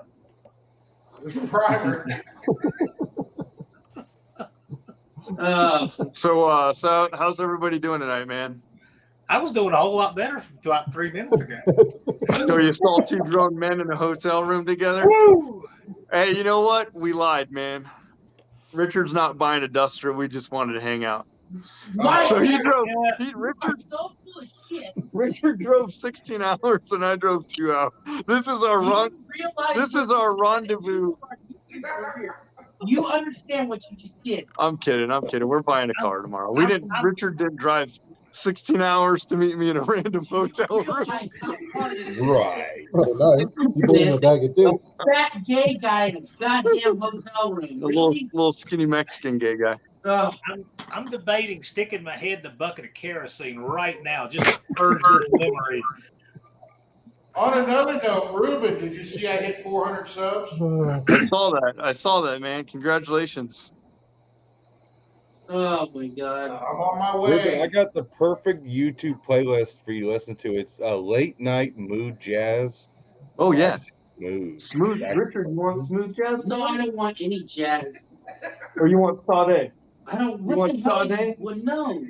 I I want think to go Richard- back to the bar and lick that fat chick's butt. I think Richard's more I of a can't heavy unhear metal guy. Richard, I cannot unhear that. I want to live to my 45th birthday, and you just jeopardize that with that comment that just She was killed hot, time at the though. end of my life. She was hot as hell. Yeah. Well, I you can just said contest to she, that. but that's not a given. Not with y'all. Hey, it's Poor better guy, I than had no idea what he was coming into. Yeah. It's all good, man. There's nothing I haven't heard. Dude, you Oh, should that- see this. I bet there is. You should Yeah, I see don't- this guy with the ladies, man. Who? Oh, Richard. He can talk. I've never seen anything like this in my life, man. I mean, this guy walks into anywhere, and all of a sudden he's got the hottest chicks you ever saw, like blushing and shit, and googling That's all why over we him. knew he had to get a YouTube channel, because he's got that personality to do I know. stuff I'm like, that. holy shit, man. Well, tell them about the story about Jenna Yeah, Jenna at was. dinner. Yeah, we went to Outback She Steakhouse. almost went home with your ass. He was smoking. Well, not me. I'm taking, man. If Yeah. my girl might be watching this, but anyway, Richard Richard's was trying to get you killed too. Richard's the ladies' man. No, I'm not. I'm surprised you're single. Well, yeah, You won't be in the morning. I'm single because of cars. Anyway, Gotta tell them I have a couple for sale. Wake in the morning. That worries me. Yeah, you know what? You're a lot closer too. Who? yeah. Anyway, dude, this guy, dude, I brought a toothbrush. This guy bought a backpack full of cash and a firearm. I'm like, what the fuck? Well, we don't Like, need I to see got a it. toothbrush. Doesn't everybody travel with that? Oh my A god. backpack full of cash? No. And a A firearm? backpack full of cash and a firearm. Jen does, I know. Jed's like, yeah. Yeah, Yeah. yeah. Brian and Sherry, it was a good thing I had my gun with me at Indy last year. We had that meth head. You guys want a tour of our You want to know? Yeah, yeah. something? I you want know. a tour of our Tell us bed what bug infested $100 hotel room? You want to know something that's funny? Show us which bed they're going to have to replace tomorrow when you check out. I'll tell you what's funny is John Wilburn has single-handedly thrown duct tape and all those guys on their ear. I can't believe that. They haven't Richard, announced yet, I have they, overheard Richard? those guys talking. I Hold on, overheard tell me. those guys talking, and they're all distraught now because of what John and what's his name have done. They're They 3 don't know what weeks they're late gonna do now. announcing, Richard. They're smoked. They don't know what to do now. They are And I 3 heard that weeks through- late through a good announcing source. their event. Huh? They're 3 Richard- weeks late announcing. Yeah, they're kind of screwed. Richard doesn't tell anybody this, but Richard knows everybody. No, I don't know everybody. And he knows everything. No, I don't. How do you know this information? Because I heard it through a little donkey that told me. Exactly. I'm not going to rat him out. So anyway, Richard's trying to say that the No Name Nationals has Oh, dude, it's has so much Freiberger and traction. Dulcich. He says they're talking about it. Yeah, they're kind of worried. Oh. So No, they are. They legitimately they are. I'm not kidding. They really are. and that's coming from a No, they really are. They really said that. That's fucking real. I'm not. That's Why don't they bullshit. just come to this? They can come Yeah, to that's the what I day. I go, why don't they just come to No Name and then go Yeah. to there? Something I like mean, that. it's not like it's It's not like it's posted more on his YouTube channel. Is he trying to get the subs to come to this event? I know Is that Steve what- Dulcich and David Freiberger, they have the subs. They can register and come out just like anyone else. That's what I told Richard. He I can said, even wear his flip flops, just not when I he's go, going on the it's track. not an us against them event. No, I go, it's a everybody event. Yeah. it's just Harry, you talk to these people. no. Go. You're Oh, No, wait a it's minute. It's not about that. It's about just dude. It's a once in a lifetime opportunity. Like John said, it's a once in a lifetime thing. Who knows? Next year it may not be as big. I equivalent this No Name Nationals as the Woodstock of car music. Yes, because everybody has to keep their clothes on. Not everybody statistically. And a Not lot of everybody Coming who from will two be at grown this. men sharing a hotel room right now. Not everybody who will be at this event will be alive at the next one. Statistically, Exactly, and I know that's one person almost certain. I know who you're talking about. No, I'm not talking about anybody specifically. I just mean that the odds are as many people will be there at any event that has this many people. There's no way that all of those people statistically will be alive next year. That's just life, right? And So- not to John bring up, Wilbur said he wants me to not die. to bring up anybody in particular, but No, the I one just mean if person you- the one person I told Richard when I was trying to I connect, want to see David Vizard. there you go. yeah, What did I I mean, tell you? I'm just What saying. did I tell you? any That's the event where you- one way I convinced this man to go. Not that I had to convince him, but you know what I'm Any- saying? I mean, trekking across country, making a YouTube channel is kind of a step forward. But I any told him, I event- said, dude, this might. Anywhere where you have thousands and thousands of people, and I don't just mean thousands of filler people, I mean thousands of people you actually know. There's no way they'll all be alive. Think about it. You have a family reunion that's 1/100th this size. You know you don't get all those same people back the next year. Just No, for the family it's reunion a that has one- 100 people, you never it's a have one-time all 100 necessary, back. dude. So this event, we don't know who not be back the following year, but statistics say guarantees us not everybody. Now there will be new people that weren't there. That's true, and that's wonderful. But I'm just saying that there may be people you want to meet that will not be there, and that's just Yeah. the fact of life. Me and Richard were just talking about that, and I said, and we were talking about why this one, the first one's so important, because not shit talking anybody or not, you know, this isn't a downgrade on anybody, but a lot of people that are making the effort to go this year, like somebody say for myself, for example, that's a 23-hour drive. That's thousands of dollars in gas and lodging and all that crap. You might not ever see these people again. This might be a one and done for a lot of people. Nobody should just say, You know? I'll catch it next year. Yeah. Because the response we've gotten to this is unimaginable that you can just recreate this. There's no given. Everybody wanna should make it go all in on this one. My thing is how much traction this thing has caught. Holy shit! Crazy. Yeah. And Ruben, Crazy. Ruben, I want to say something right now. The comment that I made, I apologize for the way I said it, but the comment I made back in the day, you know the one I'm talking about, when I sent you that message on Facebook, that was why I sent that message. But I do apologize for the way I said it, but that was the reason I said it. Oh, I appreciate that, man. I appreciate that. Hey, you know what? I'd like another apology, sir, now that we're apologizing.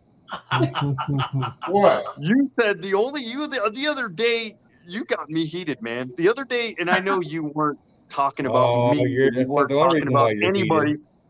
But you said the only channels you see getting shit done are Jeremy and fucking Jay and Dodge Whisper. And I was like, Yeah. hey, dude, I built a transmission, put it in a car, and went to a car show and won that bitch. Hey, I know I'm car being, show. I'm being a sissy right now. I'm being a sissy. Are right you now. are you in a room full of car show people? You know what? I'm not. I didn't want to say anything, but I was talking to Richard, and he was talking to me about what we need to do to make the Roadrunner faster. I told him, "Oh no, dude, I'm not drag racing the Roadrunner. I'm a car show guy now. Yeah. You're a car show Big guy. Hey. car show guy. Hey, Brian. He's got a bunch of parts tonight. That's Brian, just car show stuff, dude. I can't watch Ruben's channel until he replaces those 68 Roadrunner doors with 69 Roadrunner doors. Yeah, I Until know. he How does does that, car I show just guy can't have watch those doors on that car? Hey, Will, what's going on, man? Oh. But anyway, dude, I appreciate that you didn't have to apologize, Brian. It wasn't even a thing, bro. You know, I mean, it was a thing for like you 2 hear what I seconds, said but you know, earlier? you were absolutely right in what you were talking about, and you know, I talked to you about it. I talked to John about it. You know, and I wish we even could had, get dude, you more know, the crazy part is, I really not do. to hijack this live or anything like that. I was talking to my girlfriend about it today because she was just telling me, you know, like, because I came out here to Prescott, you know, to hang out with Richard, and she's like, you know, how long are you going to be gone for that event, you know? And Sykes and I, you know, we're talking about a week. And she said, you know, she said you should probably do it regardless if it's a strain or we gotta save up. She said, because she goes, that other event, and dude, this is my girlfriend. She's not even into this shit. And this is what she said today. She goes, that other event wasn't about you. She goes, it was about those TV guys. Yeah. And she goes, isn't this a YouTuber event? And I said, yeah. And she goes, won't this be more about you and your friends instead of a couple TV show guys? And I was like, holy shit. I was like, this is somebody that's not even into this shit. She gets it. And she got it. Yeah, she does pay attention. Yep. You know? And I was like, yeah, I told her, I go, that's why I'm going. And, you know. Yeah, my wife. But anyway, SRP poking the bear I like just want to make it always does official. down there. Richard's on his own bed, okay, guys? This is my bed. When I said poking the That's bear, Richard's I bed. meant SRP, not you. I was more worried We when he got said, well, I Tony was going to Bear. make it official. That other bed is the backup bed when you break the first. Yeah. Mine's already broken. Richard's is already fucking broken. Whoever had this room, Whoever had this, they abused it. dude, whoever had this room before us, man, they broke the fuck out of that bed. You guys might as well give it a final send off. I have to go back to the bar. Richard's One gonna attitude go back to the danger of the bar. black light. Bring one of those. How long home. have you been watching this live? Have you watched this live? Did you hear what was said like toward the beginning? We couldn't hear anything, dude. About No. your That's why we your jumped out. opponent, It was so loud in the bar. your opponent for No Name Nationals. Oh yeah, we were talking about your boy Randall and how much you were Who's Randall? enjoying your Oh, One Budget Garage. Yeah, I forgot I even called that guy out. Sorry. I forgot about that. Yeah, we that's were that guy. talking about how much you were loving it.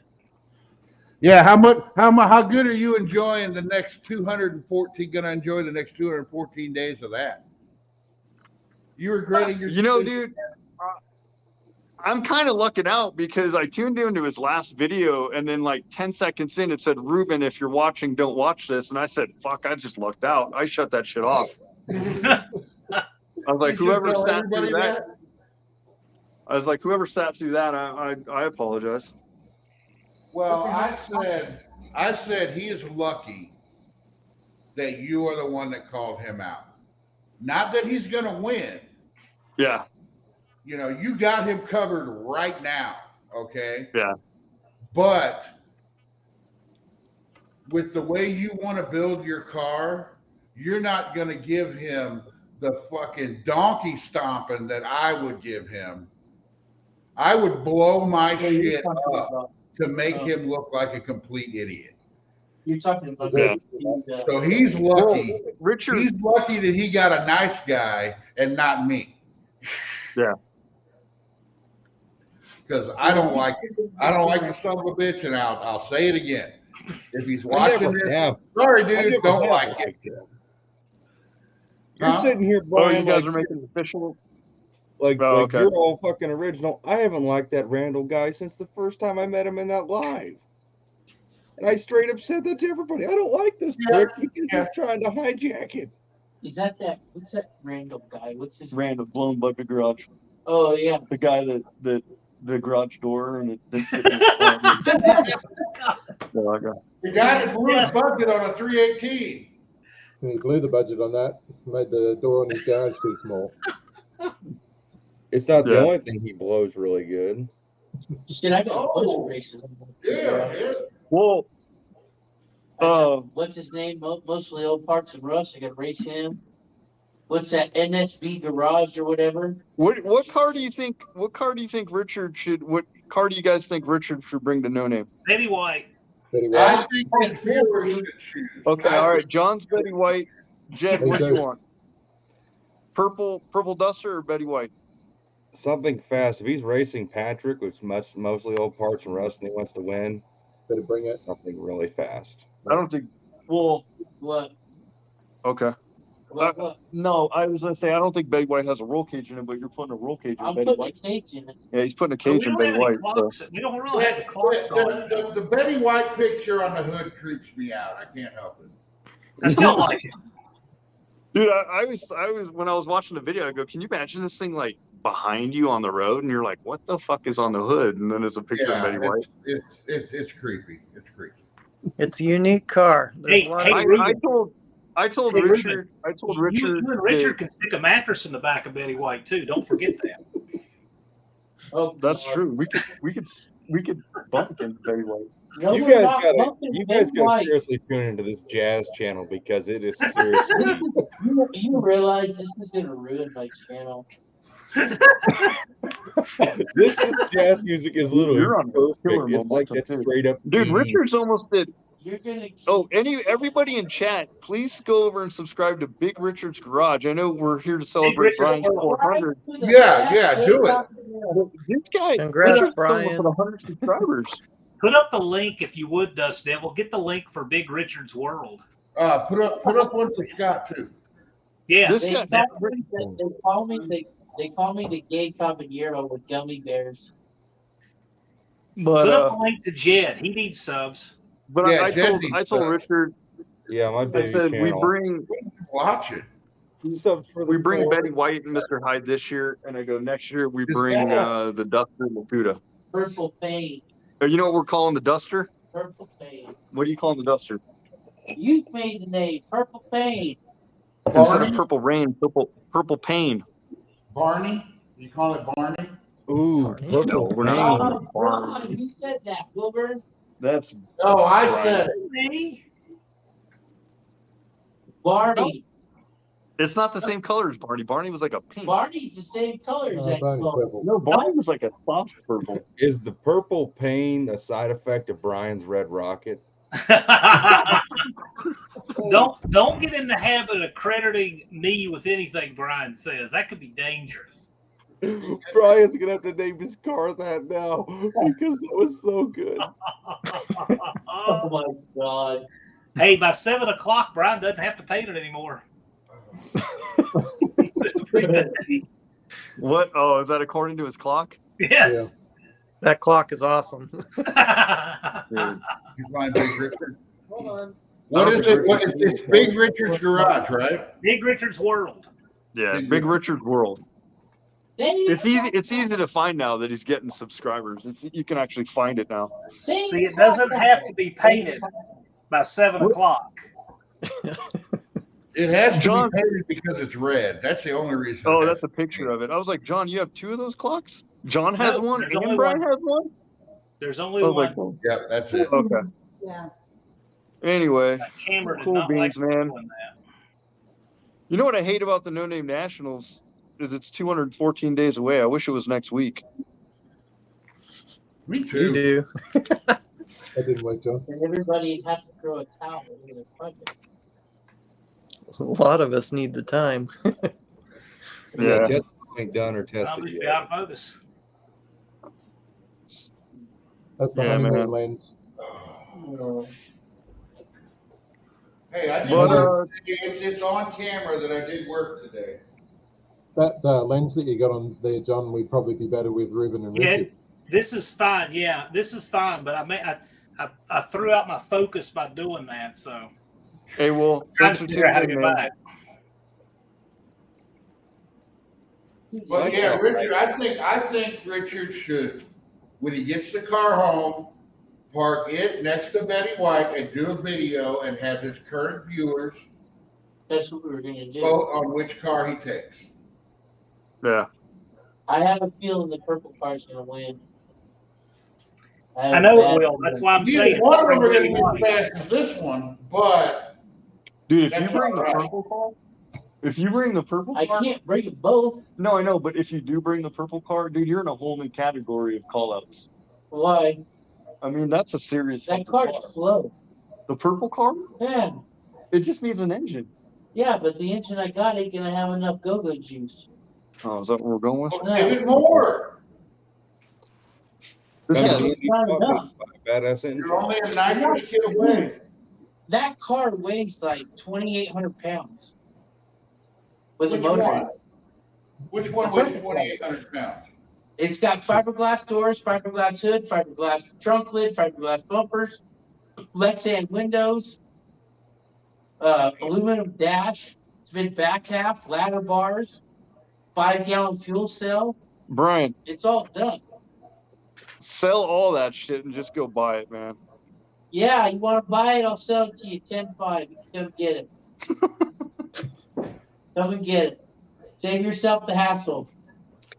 No, I like the hassle. Yeah. Richard, how long you said you've been trying to build a car like that? I've been trying to build a car like that for 20 years. Well, I built one in 07, but not like the one I got now. Well, that's the thing. You know, I built a full tube chassis car back in 07. That was a headache. That was a pain in the ass. I'll never do that again. All the tin work, all the electrical, all the crap you had to do, all the chromoly cage that I had to build for that thing. That thing was stupid. That was $3,000 in chromoly tubing alone. I was talking to Johnny the other day, man. He said that's the way to go. Johnny said he's been building this Duster What? for 15 years. He just needs to put it on a double trailer and send it out there. Quit messing around. I mean, I'm not saying just run out and go buy a car, but you know. you got the No, money. it's better to build them. Build them. Because you You get know, if you got the money and you want to build a race car and you got the money and somebody's already built it into a race car, yeah. Because that's another thing that saves, huh? The car's got to That be little car is just a toy for me. The Something I've thing is, wanted though, for a long time.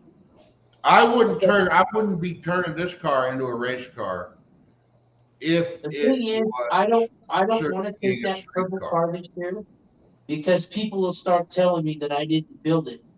And I don't want to get that reputation of people saying, oh, well, you just bought that car and stuffed the motor in it and brought it out here.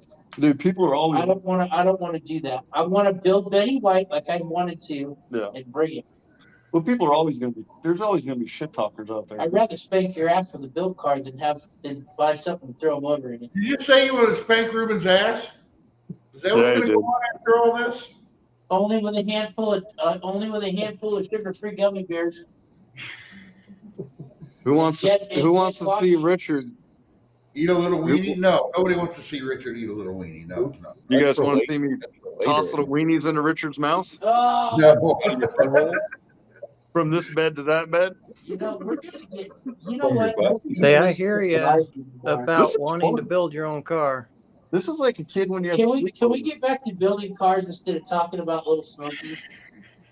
This is like a sleepover, dude. This is fun. This is not. And you know what? You stay on your side of the bed. We're not in kindergarten. We're not in first grade. You stay on your side of the bed. Where are we going for breakfast?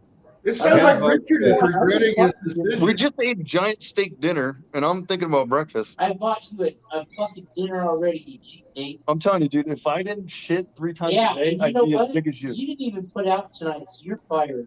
Dude, I got you little weenies. Yeah, it doesn't matter. $10 Got a bag of dicks. Go spoon him. $10. I got you. Spoon. I can't spoon this motherfucker. Have you seen that? Have you seen Richard?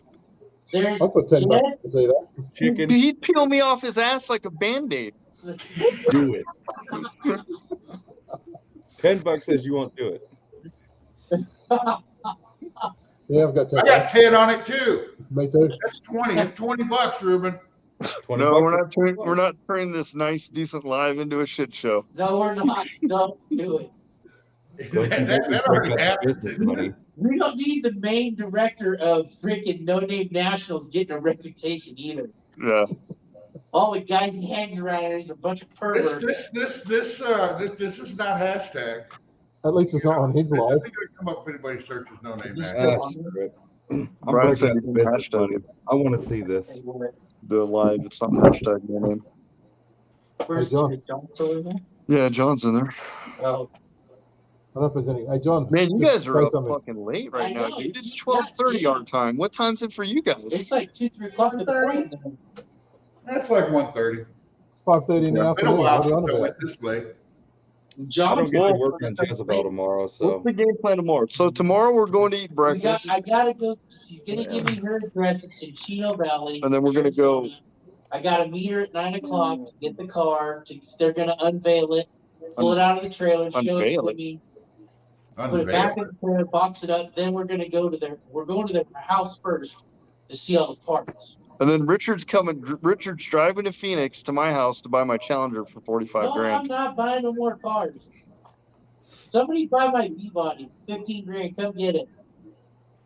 Comes with 2 engines, 2 transmissions, the Hemi box. Come get it. But yeah, Richard's coming to Phoenix tomorrow. Yeah, I gotta tell my. I can't say Ruben. my well, I don't know if my boss wants. I was gonna say Jed's got a little. box, but it ain't gonna work. Jed's got some greens. So Yeah, he's trying to get you to go spoon with it. he's got enough cars. come on. He's got some badass AMXs though. No, he just sold that. He sold what? Yeah. I told Oh, my my job. favorite car. How dare you? Hey, Ruben. Holy shit. I love that That's car. what he's offering you to go spoon him right now. Do it. How much is they? Jed wants to give me 30 grand if I spoon you right now.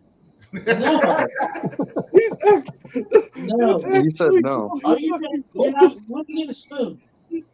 Are you gonna feel fat rolls? Yeah, That was that's really called close That's to called the cleaning for dear life. No, that's called the dough roll. It is risking your life for 30 grand, so I don't know. Oh God, I am not ruining my YouTube career for spooning. But Jed Ruben, and I, you're a bad man. Bad man. Well, guys, I'm gonna call it a night. I All gotta right, get. we'll see you later, Scott. Scott's getting. I would like to say it doesn't always turn out like this, but I'd be lying. It's the really late night lives that see. This is the lives that I miss Good to from see Brian. everybody. These John, late night lives. There's John. I'm gonna talk to Jed's girlfriend. I'm gonna have her pop gummy bears in Jed's ass like ecstasy pills. I probably would. She loves it when I get old. She loves it when I I'll get talk weird to you like guys this. later. Oh, have you ever been yeah. Just later, man. Oh man. Who's that? Anna's leak? got just as dirty a sense of humor as I I'm do. gonna shut this up. Have a good night. Yeah, John just died. Ruben, you know what's messed up? There's 14 people watching this. Remember when we used to have 14 people at prime time? Oh yeah, dude. And we'd say, oh, dude, if we get 20, we're gonna give away a fucking shirt. And now it's like 20 when you pop on. Yeah, It's pretty cool, man. It's come a long way, dude. it's only going to Come a get long way, man. bigger. Both of our lives only going to get bigger. I don't know if I'm going to like it or not. On the single dating advice of how not to figure a fat chick. Anyway, nothing. Richard, Nothing. he's Don't talking repeat in it. his sleep. He's talking. I'm talking. I'm half That's the asleep. perfect time to attack Ruben. You guys should have seen the fucking size of the steak this motherfucker ate, dude. Oh, It you was like, should have seen it the was like size. half a fucking cow. No, it wasn't. Yeah. 16 Never ounces. offer Brian free steak dinner at Indy. Somebody I had. paid for my own dinner. I know. I'm so thankful. 'cause Did you guys I- already go to Indy? Did you No, go to that's Indy already? Thursday. That's this weekend. Oh, okay. Yeah. I paid for my own dinner.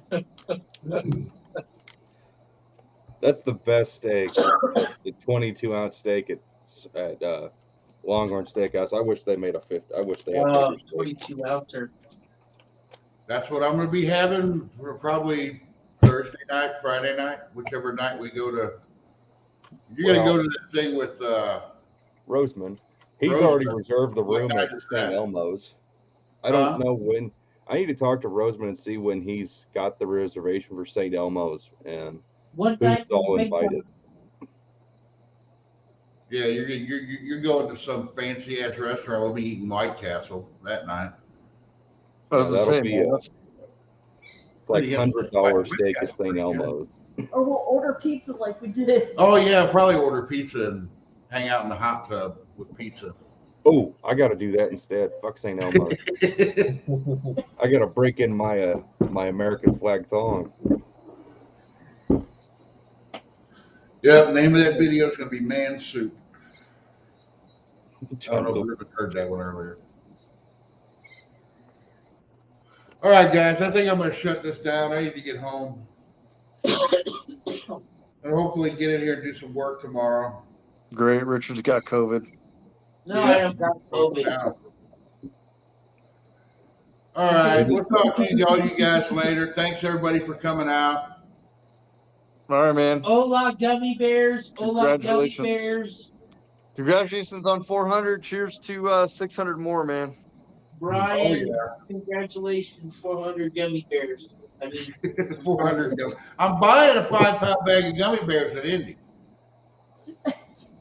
John's trying to focus Wait, on hold on. I think someone's trying to break into our hotel room. what the fuck are you talking about? Oh wait, we got to see. I hear And that's the footsteps. maid with the black light. Live. Dude, you Oh, want to know how that's- crazy? Okay, That's this just the this 20 is mil what- this strippers is I what- just this ordered is- for you okay, guys. This is what Richard packs in his hotel room. This is 2 things of diesel fuel in our fucking hotel room, Feeling it and over there is a backpack full of with a loaded fucking 45. CASH and a loaded 45. I don't know where I'm at right now, guys. I'm like, what the fuck? There's 2 things with diesel. I And thought they got a bag full of Milwaukee tools too. yeah. He's got a bag full of tools. That's the size In of case a I break gym down duffel the side bag of right the here. road. I brought a Sounds like he's toothbrush. ready for the No Name Nationals. I brought a toothbrush. You brought some dum brush. Yeah, Remember, I brought a Ruben, toothbrush and got remember, Ruben, to beer. spread them wide. Yeah, but You maybe brought those fucking weenies. We'll see you guys later. All right, guys, we'll see you later, man. leather